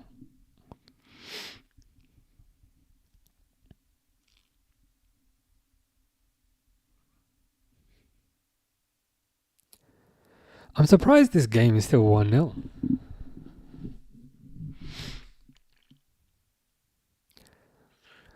But when Newcastle do free kicks like that, it's less surprising. Jonathan says, one kid asked me if I knew whoever that is. If you want, you can search him. I'm going to search him, but not put him on the screen. Because this is Jonathan we're talking about.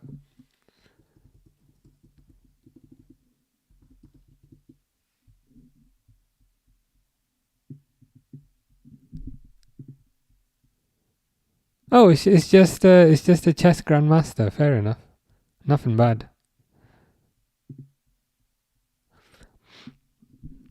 So one kid was so amazed by your chess skills. He asked if you were Bobby Fischer. Speaking of chess, have you seen the Darren Brown video? If you search on YouTube, Darren Brown chess, he plays chess against 9 players at the same time, and 4 of them are grandmasters, and he wins.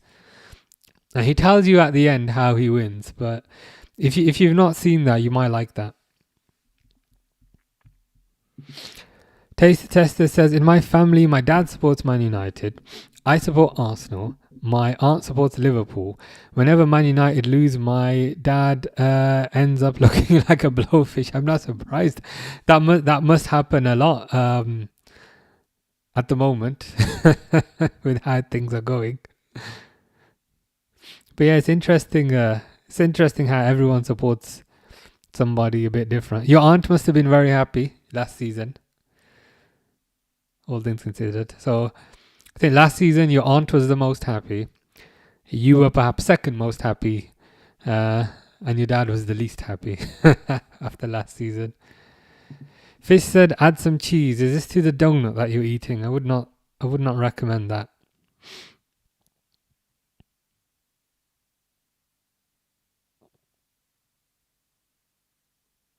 See, you've put donuts in my mind now. I've been very healthy recently.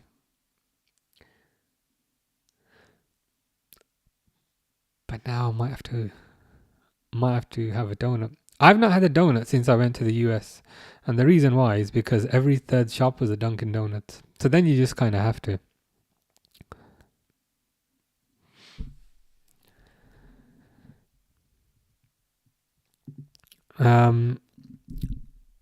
Ikram says, you're really good at this. Appreciate that. Liverpool says, hey mate, I've got that kit and I don't know if it's fake. What does the standard chart? I mean, mine is. mine ain't real. So I'm probably the worst metric to give, if that makes sense. I mean, if you want to see the standard chart, it's like that. But I don't know if that helps.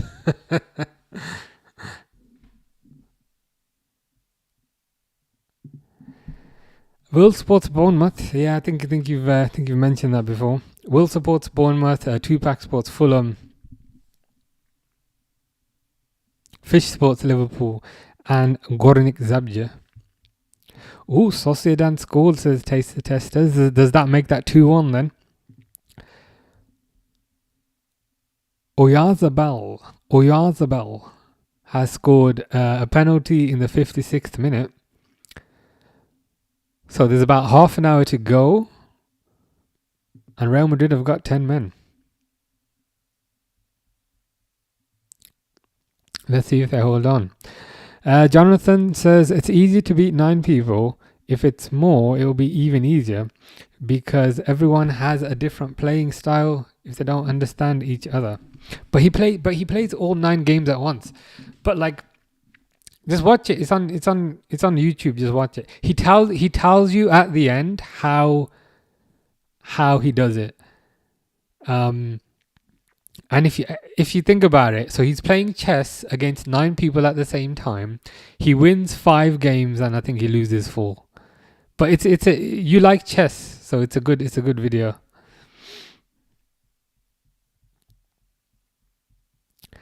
Fish says Moslera to Liverpool. Here we go. I've got no idea who that is. Josh says referencing clubs like Brighton, Atlanta, Dortmund, which abbreviates as bad. I don't know if that was deliberate or unintentional. How frustrating must it be for the supporters that although you play attractive football, you're constantly selling your big names every year? It must be beyond frustrating because it makes it very difficult to build because you're constantly having to rebuild things that were good.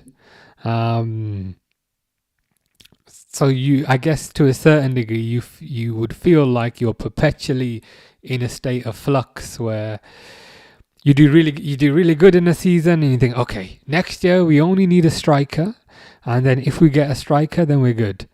But suddenly a big team wants your midfielder and your defender, and then instead of just getting a striker, now you've got to replace the midfielder and the defender, and there's also no guarantee that who you buy as a replacement will be any good.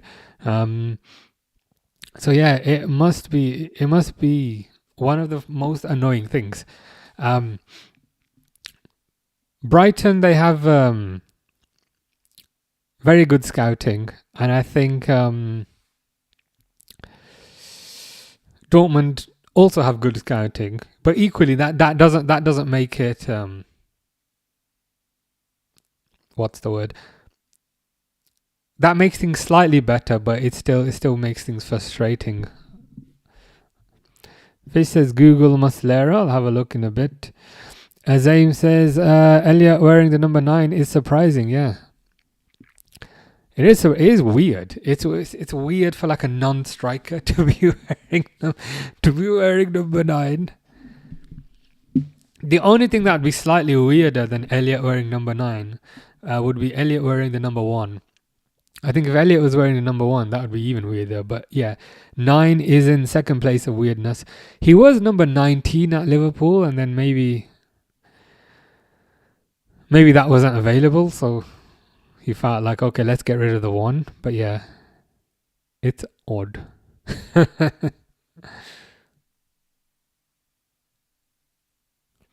Maybe he'll change that if he stays there for longer. Fish says Dagoat, is that this Muslera guy?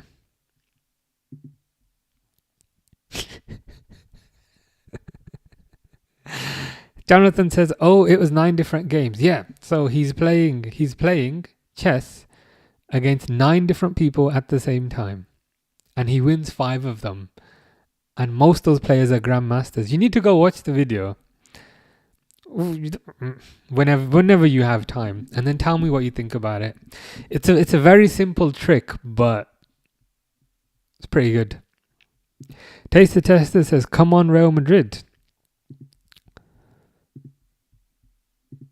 Still 2-1. I'll be opposite. I'll be honest, I'm come on Real Sociedad. SH says, hello mate, excited for tomorrow? Yeah man, super excited. I feel like we've been waiting forever. We've been waiting forever to see Liverpool play again. But yeah, super excited.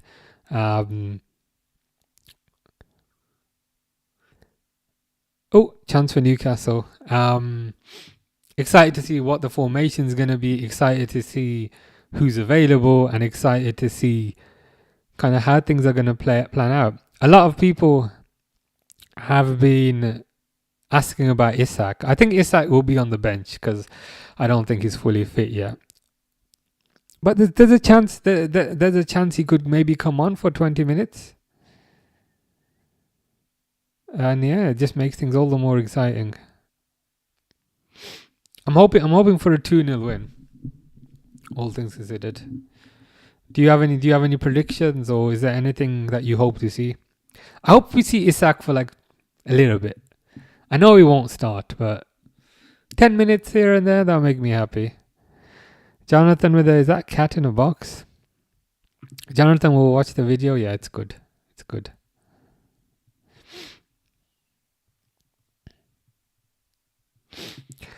Ikram says, can Kirkes displace Robertson this season? SH has answered saying, Ikram, I don't think this season, but I imagine he's a long-term replacement. Might take more than one season. Yeah, I see what you mean. Interestingly, Kirkes has started all the games as far as I'm aware. So I feel like Kirkes is the first choice. But equally, Robertson is still there. And equally, Robertson has been made vice-captain. And to me, you don't make somebody vice-captain if they're not going to play. You know what I mean? So I'm kind of in two minds about it. What I would say is I feel like the position is there for Kirkes to lose. So I feel like Kirkes is going to be the starter. But if things are not going so well, Robertson might come back in. But that's why it's important to have a big squad. With that said, Kirkes did very well against Arsenal, particularly very well against Madueke. There was a Madueke highlights compilation that came out, and it was just Kirkes tackling him all the time. But yeah, thankfully we don't have long to wait now. Jonathan says, search whoever that is. Is this person related to George Carlin? He was a comedian back in the day. I'll search her. I have a feeling I know what type of person this is going to be. So I'm not going to... I get absolutely nothing. But is it because I have safe search on? It could be because I have safe search on. Jonathan says, what is tomorrow fish? See, that's funny. That was good. I can't lie. Oh, God. Jonathan's like, what's tomorrow? A fish says Sunday. That was good. I can't lie. That's probably one of your best ones. It's simple, but it's funny. I like that. Very, very, very witty. Very witty. By Fish. SH says, I think he, presumably Isak, will see some game time, but the fact he's missed out so much on pre-season, etc., I wouldn't expect a huge impact if he come on, but I wouldn't be surprised. Yeah, I think I keep thinking there's a van on my drive, but it's just the sun. I'm not used to the sun at this time, but anyway. But yeah, with respect to Isak, he hasn't had a pre-season. I think in the last 4 months, the only football that he's played is 20 minutes for Sweden off the bench a few days ago. So they're going to want to replicate a pre-season for him during the proper season. So I think what will happen is I mean, there's a chance, to be fair. There's a chance, to be fair, that he won't come on at all tomorrow. But I think if he does come on, it will just be for a few minutes, and I think they'll use the Premier League games and they'll use the Cup games to kind of gradually build up his fitness. Then hopefully he's fit by, I don't know, October. Because all the other players have had a month of pre-season, and they've also had 3 Premier League games. So it's going to be a gradual thing. But like the manager was saying, they didn't buy Isak just for 2 weeks. They bought him for 6 years. So yeah, it makes sense. They'll gradually get him up to speed. Fish says Muslera to Liverpool. Here we go. I'll Google this Muslera person, but no. Okay, Fish, this is a goalkeeper. There is no chance.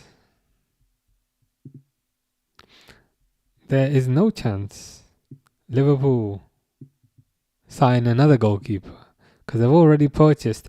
They've purchased Mamardashvili. They've purchased Armin Pesci. They've purchased Freddie Woodman, who might have been on a free. But regardless, Liverpool have signed 3 goalkeepers in the last month. which makes me think Muslera will not be a fourth. Jonathan says Fish's mom is going on a date with him tomorrow. Very nice. Where are you taking her? Are you going anywhere nice? Going to cinema, restaurant, or perhaps somewhere else? SH says, I've never been alive to see so much squad depth. What a feeling. Yeah. I mean, me too, to be honest. Like, I lived through like the 90s. I think Liverpool's kind of heyday was the 80s. I lived through the 90s. There wasn't really much depth. And 2000s. There was one season with Benitez, I think in 2008, where there was good depth. But then he just sold Alonso and so forth, and the depth went. But mostly in the 2000s, there wasn't much depth. 2010s, first half with the kind of the Hodgsons and the Dalglishis, there wasn't much depth. Latter half with Klopp, I'd also argue there wasn't much depth. So yeah, it's a new experience for me as well. Having viable players on the bench and having viable game changers on the bench who can come on and make a difference, rather than youngsters or kind of fringe players. So yeah, I'm excited to see how this goes. He's Fish's grandpa. All right, this is a chess player, is it? That's probably why she didn't come up when I searched her. Again, nobody's. Oh, is it Carling with a G on the end? This is with a G on the end, a chess player. But you're going on a date tomorrow. Is it with her or is it with somebody else? Taster Tester says, what's your take on referees stretching extra time if they add 8 minutes and then end up playing into 12 extra? I thought once it's done, it's done. To be fair, that I don't mind, because I think quite often if a referee adds 8 minutes, you'll get sometimes players wasting time. So let's say for argument's sake, Real Madrid are 1-0 up against Barcelona and the referee adds 8 minutes of added time. Real Madrid players would then go down and pretend to kind of fake injury so that 8 minutes don't actually get taken up. So for me, in effect, what's happening there is, even though it's 12 minutes, the referee's pausing time for the players who are trying to waste time. So for me, it's a good thing.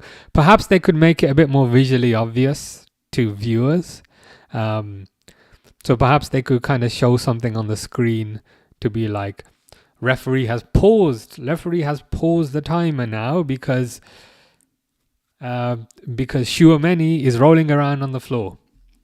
So I think as a concept it's fine, but I think they perhaps need to make the reasoning a bit more obvious to people watching, because otherwise people will naturally complain. It was 8 minutes, so why have they given 12? I think they just need to make it a bit more obvious.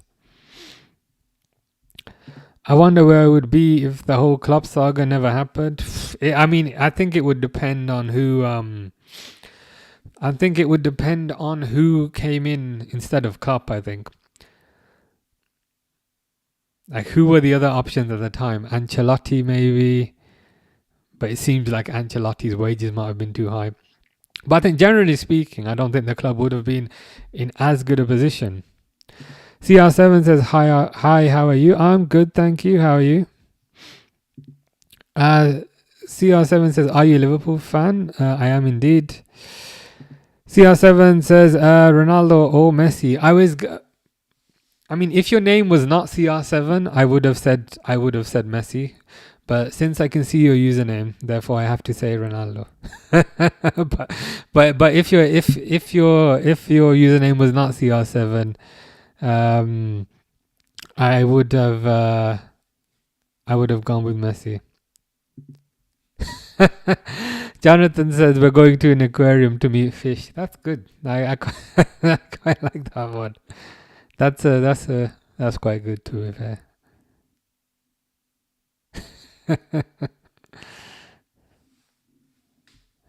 The shadow guy is Jonathan.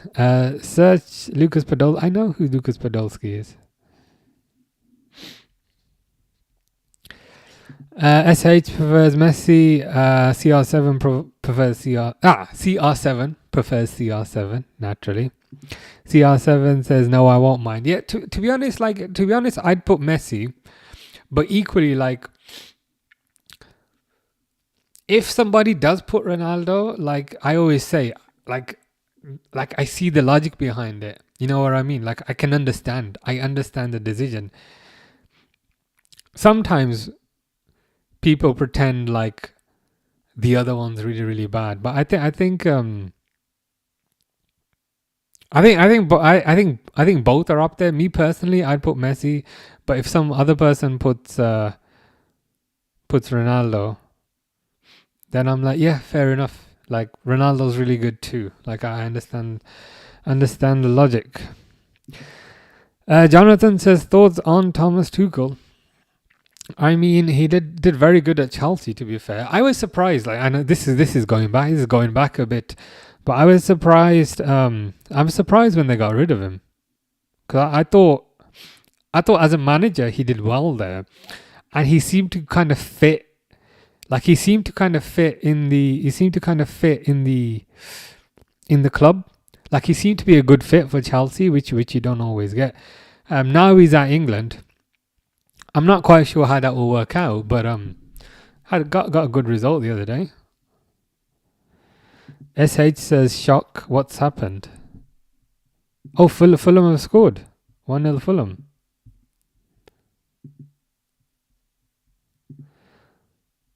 Oh, it's an own goal as well in the 90 plus 4 minutes. An own goal. That is unlucky. CR7 says, do you have an FPL team? I do. I have not played FPL for like however many years, maybe 10 years, but like I was coerced into creating this team. So I do have a team. I have 6 points. Is that good or is that bad? I don't know if that's good or bad. Oh, overall points I got 167. I don't know. But yeah, it's interesting. CR7 says CR7 hard work, Messi gifted. I think that's a fair argument. Ronaldo had to put in a lot of hard work to get to where he was. And I think you have to respect that. And it's not just the hard work on the pitch, it's the hard work off the pitch, it's the diet as well. I still remember the thing, was it at the World Cup where there was like a bottle of Coke and he was like, no Coca-Cola, just have water. I think that's a impressive level of discipline. Jonathan says, am I the only one who don't like Messi or CR7? Possibly. That American owners, Todd Bowley kicked him out. They probably had some sort of disagreement, which is unfortunate because I thought he was a really good fit for Chelsea. Fish says Fabian. What is the context behind that?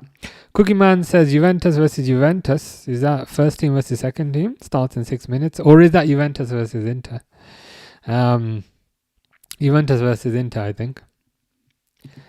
I'm aware of that song. That song was out like 10 years ago. That song was everywhere back in the day. Tester says Chelsea's let go of managers after winning the Premier League and getting kicked out of Champions League, so nothing surprises me anymore with them. Yeah, it's I mean the bar for success there seems to be win absolutely everything. And if you don't win absolutely everything, they'll get rid of you. It's I can't resonate with that too much. SH says still gutted about Howson. Thought he was the next man. Leone is still steaming with potential. Yeah, I was disappointed we didn't get him, especially because he had Premier League experience. he felt like someone who'd fit in nicely to the team, and now he's at Real Madrid getting sent off because that's what happened to him today. But it is what it is. I'm happy with Liungmi. Kind of very, very, very good price for what looks like could be a gargantuan player for years to come. I do think we need one more centre back, but I'm happy with him. Sunderland drew versus Palace, says CR7. Wow. I think Sunderland were away from home as well, so that's a good result for them. SH says, who's the most obscure player you can think of? Nabil Alzar is a good one. Does anyone remember Anthony Letalek? Anthony Letalek. I think he was number 13, and I think he got the assist for Luis Garcia versus Juventus with he kicked it like that, kind of not side-footed it, but kind of kicked it like that and got the assist for Luis Garcia. I'd probably say Anthony Letalek. He's obscure because not many people would remember him, which I guess is the meaning of obscure to a certain degree. Yeah, Nabil Alzar. Nabil Alzar is probably a better one because I think Alzar has doesn't really have any memorable moments. So probably SH says ball knowledge, Zaim. Yeah, that's a good one. I'll see if any more come to me. Like Luis Alberto, Mark Gonzalez. Does anyone remember Mark Gonzalez? Number 11 from Chile. Got him around 2006. Cookie Man says, what's your prediction? Juve versus Inter. Taste the Tester says Juve to win 2-0. I will go with Taste the Testers. Taste the Tester knows what he's talking about. I will go with that. Jonathan says, I think Messi and CR7 were too dominating and destroyed the career and the trajectory of Neymar Hazard. I mean, you might be onto something. You might be onto something, I think. With respect to Neymar, I think Neymar would be the star and would be the focal point in pretty much any team apart from the one that he was in. So I think when he's not the star, maybe he didn't get as much service, and so then that limited what he could do. I think the Hazard example is different, but also good in the sense that I think Hazard coming to Real Madrid perhaps had too much expectation on him to replicate what Ronaldo did, and everyone handles expectation differently. Perhaps it was too much for him and he found comfort in pizza and donuts. But I think you're right. Zaim says thanks. Yeah, it was a good suggestion. Nabil Alzar. I remember Benitez used to big him up and say like, oh, on the right wing we got Nabil. And I'm thinking, bro, Nabil ain't gonna do nothing. Jonathan says we'll take our revenge on Barcelona. Could happen. Chelsea looking very good. Tasty Tester says, what do you think of Dirk Kuyt? I remember we signed Dirk Kuyt from Feyenoord from like £7 million. I'll be honest, when we got him as a striker, as in when we were playing him up front, like in the number 9 position, I remember being a bit disappointed. But then he kind of got put on the right, and you saw his value in terms of pressing and kind of work ethic. And I think to a certain degree, he kind of reinvented himself. And at that point, he became invaluable. He was a player who used to kind of press really hard before it was fashionable. So he was ahead of the curve. You can call him a pioneer to a certain degree. Bournemouth win 2-1, says Taste the Testers. Wow. Nice little win for Bournemouth. They managed to hold on against Brighton. Good win for them. Remember Iago Aspas? Yeah, I do remember him. He had a bit of expectation on him. He wasn't particularly good. Did he have the number 9 shirt, or am I imagining that? I remember him in that kind of New Balance kit with the yellow lettering, which looked kind of horrible. But Yeah, I remember him. He didn't really have the best of his career at Liverpool. I think he did a lot better when he went to Spain. Yeah, Dirk Kuyt was number 18. Um, very good as a right winger, I thought. James says Dirk Kuyt would be perfect in the modern system in terms of pressing and work rate. Yeah, he would be ideal. Where would you play him? In the modern system, this is going to be controversial. In the modern system, would Dirk Kuyt be a left winger because he's right-footed? Because you know how everyone's inverted now. So Salah's actually left-footed, Gakpo's right-footed. Would Dirk Kuyt be a left winger if he was playing today, or would it be something a bit different? Or would he play the Firmino role? Maybe a bit of both. Yeah, Aspas. Oh God, Aspas number 9. I just I feel sorry. I feel sorry for anybody who bought that shirt. Can't lie. Jonathan says every player in their era had to be like them or was a failure. Messi destroyed the career of my favorite players like Eden Hazard. Dybala is a good one. And I think what you've touched on is actually quite good. There was like a whole generation of kind of very good Argentinian players who unfortunately were kind of in the shadow of Messi. That's I guess that's the downside of having a generational player in your team. Ultimately, it means all the very good players, their kind of trajectory is diminished. SH had a great Hippier one. Is that a Hippier shirt? Of all the players to get, that's a good choice. At the time, you could have maybe had Hippier, Stefan Ancho. I think he was number 2.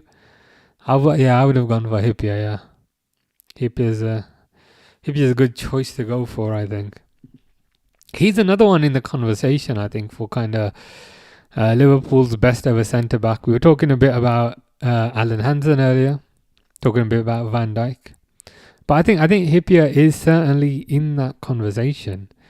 I would perhaps put Van Dijk number 1, but Hippier is certainly very good. Taste Testers says, for me, Eden Hazard was good at Chelsea, but after he just dipped in performance. Yeah, I think the best of his career. Was at. I think the best of his career was at Chelsea. He did get a big move to Real Madrid, and then it didn't quite work out for him. I don't know if it was kind of more mental. I mean, obviously it was physical as well, but he just never really seemed quite fit enough for what that demanded. Is this Malusi from YouTube? Has now switched.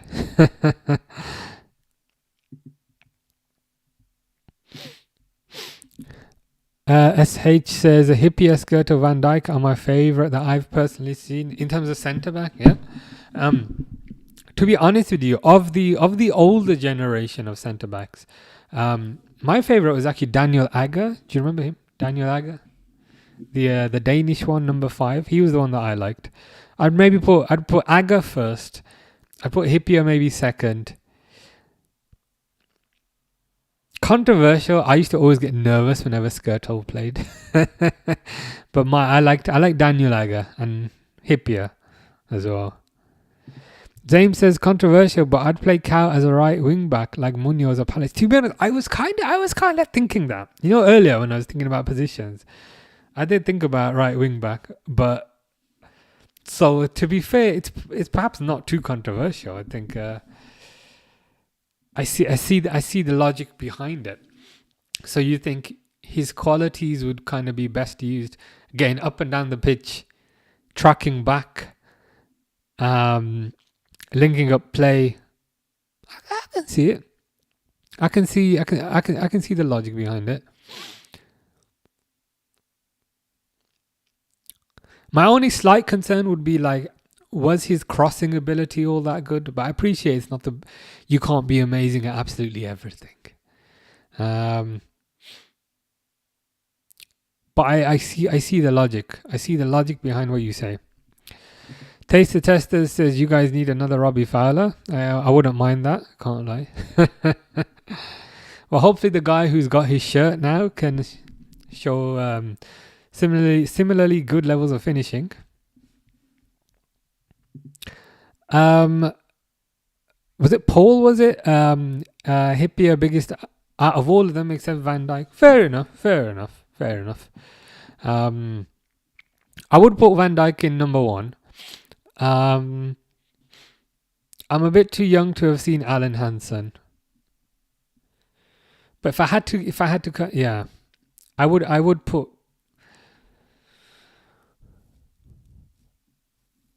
In terms of what they did for the team, like I'd probably put Van Dijk 1, Hippier 2nd, Carragher 3rd, Daniel Agger 4th. But I just personally just liked Daniel Agger.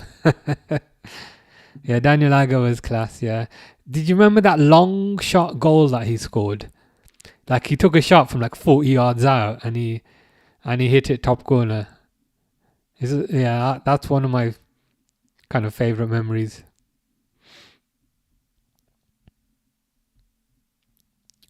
Yellow says who would win, Goku or Van Dijk? It depends on Goku's form. I think Van Dijk would beat Goku in base form. But Super Saiyan Goku might be a bit of a challenge for Van Dijk.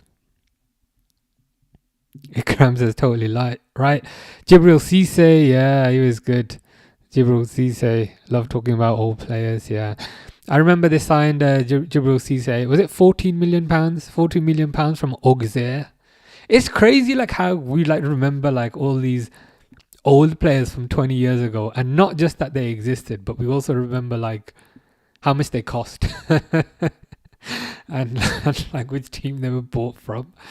But yeah, like Jibril Cisse, super excited for him. Unfortunately, got those injuries, but scored in the FA Cup final, I think, versus West Ham 2006.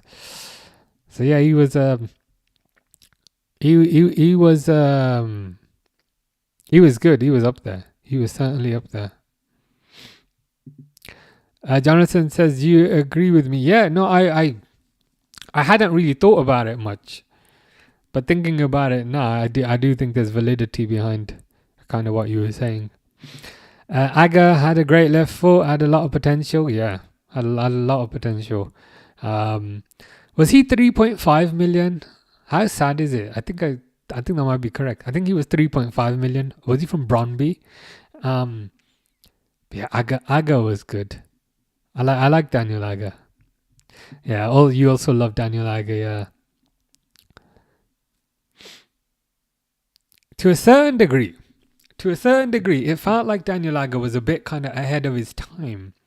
Like he was, because back in the day, most centre-backs didn't feel like kind of ball-playing centre-backs, which is kind of what made Rio Ferdinand, I think, a unicorn to a certain degree. And I think Agger was more in that mould of being like, he's a defender, but he's also very good with his feet. Snus says, high line for life, mate. You know, it's funny. You know when I saw Ange go to Nottingham Forest, that's the first thing I said. The first thing I said, like, high line for life, mate. Get up the bitch, mate. SH says, I remember Carragher's last game. Yeah, he almost scored a Daniel Agger type of goal. And I think did he hit the post? Did he hit the post or something? But yeah, he was unlucky. Yeah, Milan Barros is another good one. I don't remember where we signed him from. Probably a Czech team, but yeah. Barros was decent. Him wearing the number 5 was a bit weird, like number 5 for a striker. But other than that, he was quite decent. Taster Tester says, if you could take 2 players from the top 6, the original top 6 from the Premier League, who would you put? As in take 2 players to put in the cut. As in to put into the current Liverpool team. I'd want a centre back at the very least. And in terms of centre back options, probably Rio Ferdinand, even though I find him extremely irritating and I find all his takes very annoying. But as a footballer, I think probably Rio Ferdinand. I would rank him above John Terry. Left back, maybe Ashley Cole, Ashley Cole would be a good shout.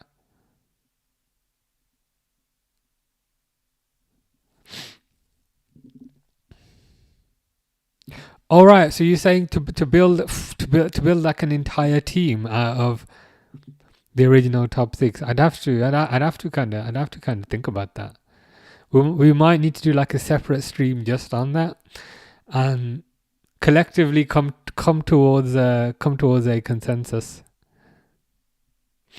Jonathan says, "How you like my friend Shadow Guy?" I really like Shadow Guy. I mean, he was making very valid points. I mean, I need to see more. I need to see more of Shadow Guy. To be fair, I'm not even joking. Like you when you're on YouTube, you say more logical things than when you go to Twitch. And then he's so I'm like, yeah, more a Shadow Guy. Murillo, Milinkovic, and Highline, mate. Yeah, get back, mate. Get back. Those guys are gonna struggle to get back. Oh my God, Andreo Dassina. What I found weird about him was that he's a left back and he wore number 2, and I'm like, number 2 is right back, not left back. But I think he scored against Man United, so he'll always be a legend for that. And maybe am I like slightly turning into Dassina with the beard and the hair, maybe. Judge Mo thinks Inter will beat Liverpool at home. They always think this beforehand, and then after the game, it's the referee's fault or it's a conspiracy. There's never like a happy medium where people will admit that they were wrong about something. It's we're gonna win, and as soon as they don't win, suddenly it's a conspiracy. Suddenly it's the referee's fault, and suddenly it's the Prime Minister's fault. It's never, you know what? I was actually wrong. Liverpool are a good team. Getting too old. Yeah, I'm loving Shadow Guy. Like legitimately, you were making good points that I hadn't thought about. Zaim says Saliba. All right, Saliba and Rice. Okay, I see what you mean. Perhaps I kind of misunderstood. I was going too far back. But yeah, I think taking Saliba and Rice would significantly kind of weaken Arsenal. Taster Tester supports Arsenal, so he wouldn't be very happy about that. Who would you take from Man United? Probably nobody. Who would you take from Chelsea? I wouldn't mind Caicedo from Chelsea. Who would you take from Man City? Even though we don't need him, probably wouldn't mind Haaland. Wouldn't mind Reinders as well, as Snus can attest to. Not sure I'd take anyone from Spurs. Kieran loves his FPL. Got 24 points. So have a look what I got. I don't really play. I got 6 points. Hold on. I got 20. I didn't do bad. Come on. You got 24. I got 20. I'm quite happy with that. I have kind of no context and no indicator with respect to what's good versus what's bad. This is the first time I've played FPL in about 10 years. Oh, Juventus have just scored. Kelly has scored. I have no context with respect to what's good or what's bad. So, but if 20 is good, if 24 is good, then 20 is also good. So it says, lol, Arsenal fans said 4-0 beating Liverpool at Anfield. Again, this is the thing.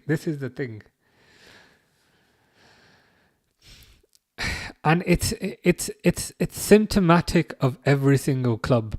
But what I do not understand is before the game or at the start of the season, and it's not just an Arsenal thing, it's also a Man United thing. And to be fair, it's also a Liverpool thing to a certain degree. But Liverpool at least backed it up last season. But before the game, it's we're amazing, we're the best thing since sliced bread, nothing can stop us. And then they get stopped. But when they get stopped, they never credit the other team. It's always a conspiracy.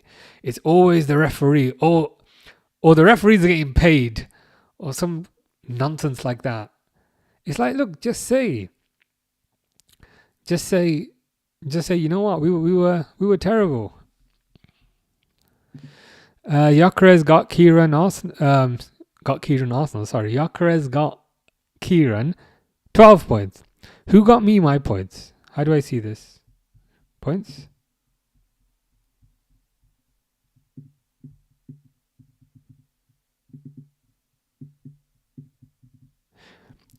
Mark Gahey got me 6 and Konza got me 6. Marino got me 3. And Luka Dean got me 5.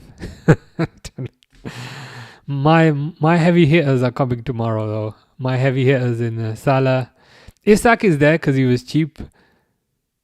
João Pedro's coming tonight and Haaland tomorrow. So yeah, hopefully those get me a few points. I got confused. I walked away for a little bit and thought the game was still on. All right, yeah. To be honest, I should probably... I mean, I wasn't really meaning to stay here for this, but like, and I probably won't stay here for this whole game. But like, once that one was over, they just switched to oh bollocks! They just switched to this Inter game.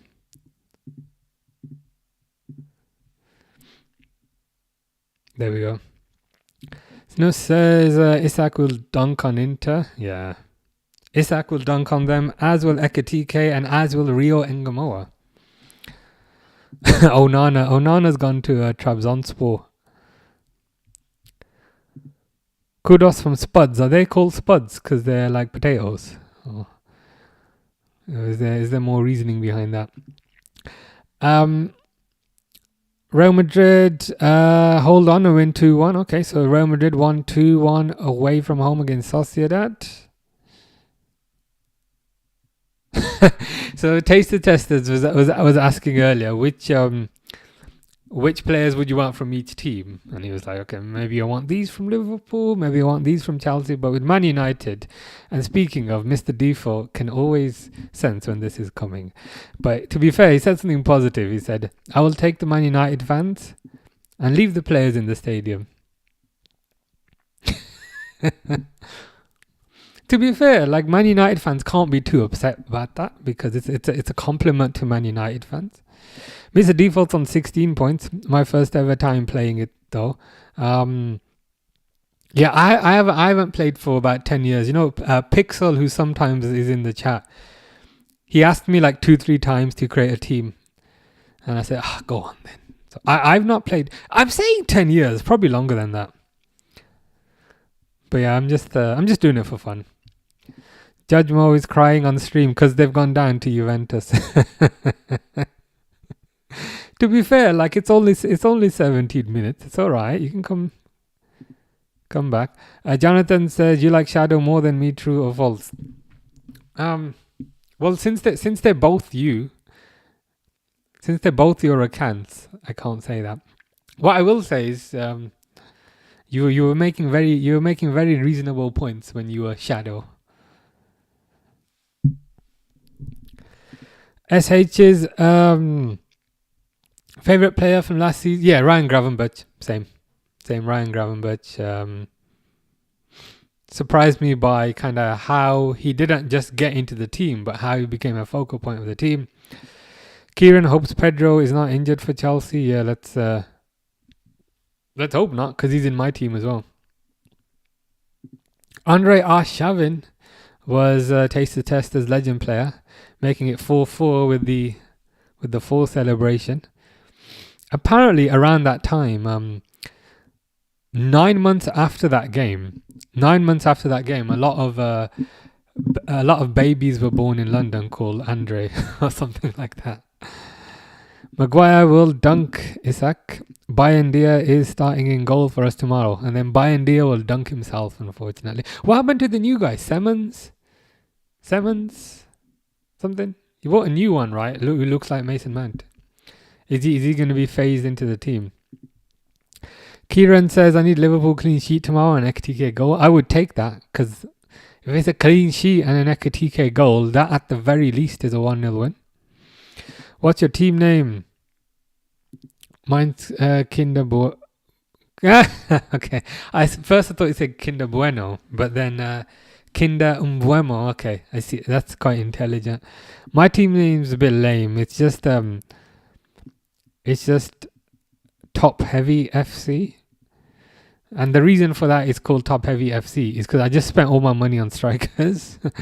So I got Salah, I got Isak, I got Haaland, I got Petra, and then I just filled in the gaps. So that's why it's top heavy. Jonathan's going to play Pokemon Emerald. Very nice. I might start playing. I got a flight in a few weeks, so I've downloaded Pokemon to play. Pokemon Brown, which is like a mod of Pokemon Red that includes all the Pokemon and some extra Pokemon. But yeah, I hope that goes well. You'll have to tell me who you have in your team. Triple captain João Pedro. Hope he isn't injured. I've got him normally, but I hope he isn't injured. Ooh, Asaidi. Yeah, is another one.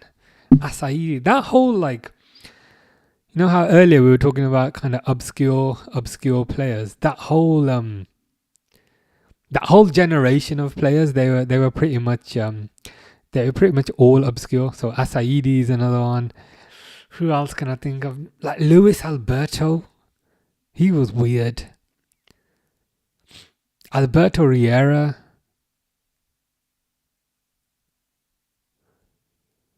Who was that? Raul Moreres, number 4. He was a bit weird. Wonder if Garnacho will play tonight. Oh yeah, of course. He's at Chelsea now, isn't he? Yeah. Probably off the bench. But yeah, I'm excited to see how he does there. Cannot lie. Garcia, as in Luis Garcia. Obscure. I mean, he was certainly unknown. I remember when we signed him, and I was thinking, kind of, why have we signed this guy? This guy, who was, I think he was at Espanyol Barcelona. I was like, why on earth have we signed this guy? But to be fair, he turned out to be quite good.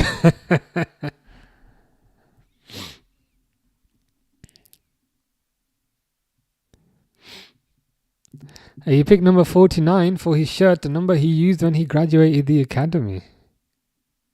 Oh, right, okay. Fair enough. He's perhaps going back to slightly more humble roots then. To be honest, that's probably a good thing. Like when they give players low numbers early on, when they give players high wages early on, it very rarely turns out well. So yeah, if he kind of focuses on the basics, then hopefully things go well for him. But anyway, I better go now. And part of the reason for that is I'm going to be here 5 hours tomorrow. Because it's Liverpool game. And then it's Man United, Man City. So yeah, I'm going to be here 5 hours tomorrow. So I better go now to do the stuff I need to do so that I can sit here for 5 hours tomorrow. Just finish some of these off. Origi, free agent still? If so, come back home. I think he's at Milan, and like a news story came out that he's refusing to terminate his contract, and I'm like, fair enough. If they're paying you, then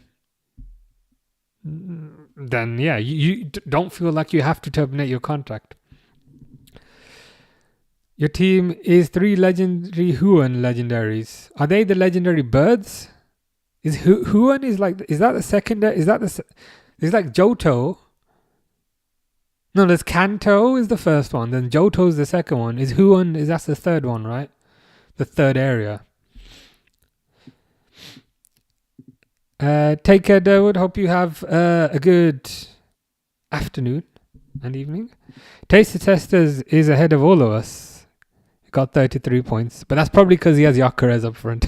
I would presume. But yeah, as I was saying, I better go now because I'm gonna be here for 5 hours tomorrow. So Liverpool game tomorrow, and then hopefully there's a bit of a break in between, so I can eat some pizza or something. And yeah, then the Man United game. Taste Testers is off. Enjoy the rest of your evenings. Good night and keep well. You too, Taste Testers. I am off as well. Take care. Jonathan, aka Shadow, aka Johnny, aka Football Fan, says it is the 3. I have to level up Matagross. I don't know who Matagross is. Is that one of the legendary birds? What I will say before I go, I think the old Pokemon games are a lot better than the newer ones. The newer ones they're just too fancy. I prefer the older ones. More simple, more to the point. But anyway, as I said, I better go. I'll be back tomorrow, Liverpool game, and then hopefully I have time to eat some pizza, and then the Man United game. There we go. Ending on a positive. Jonathan agrees with me that the old Pokemon games were better because they were more to the point. No fancy business. But yeah, I shall now depart, but I'll see you tomorrow. Take care.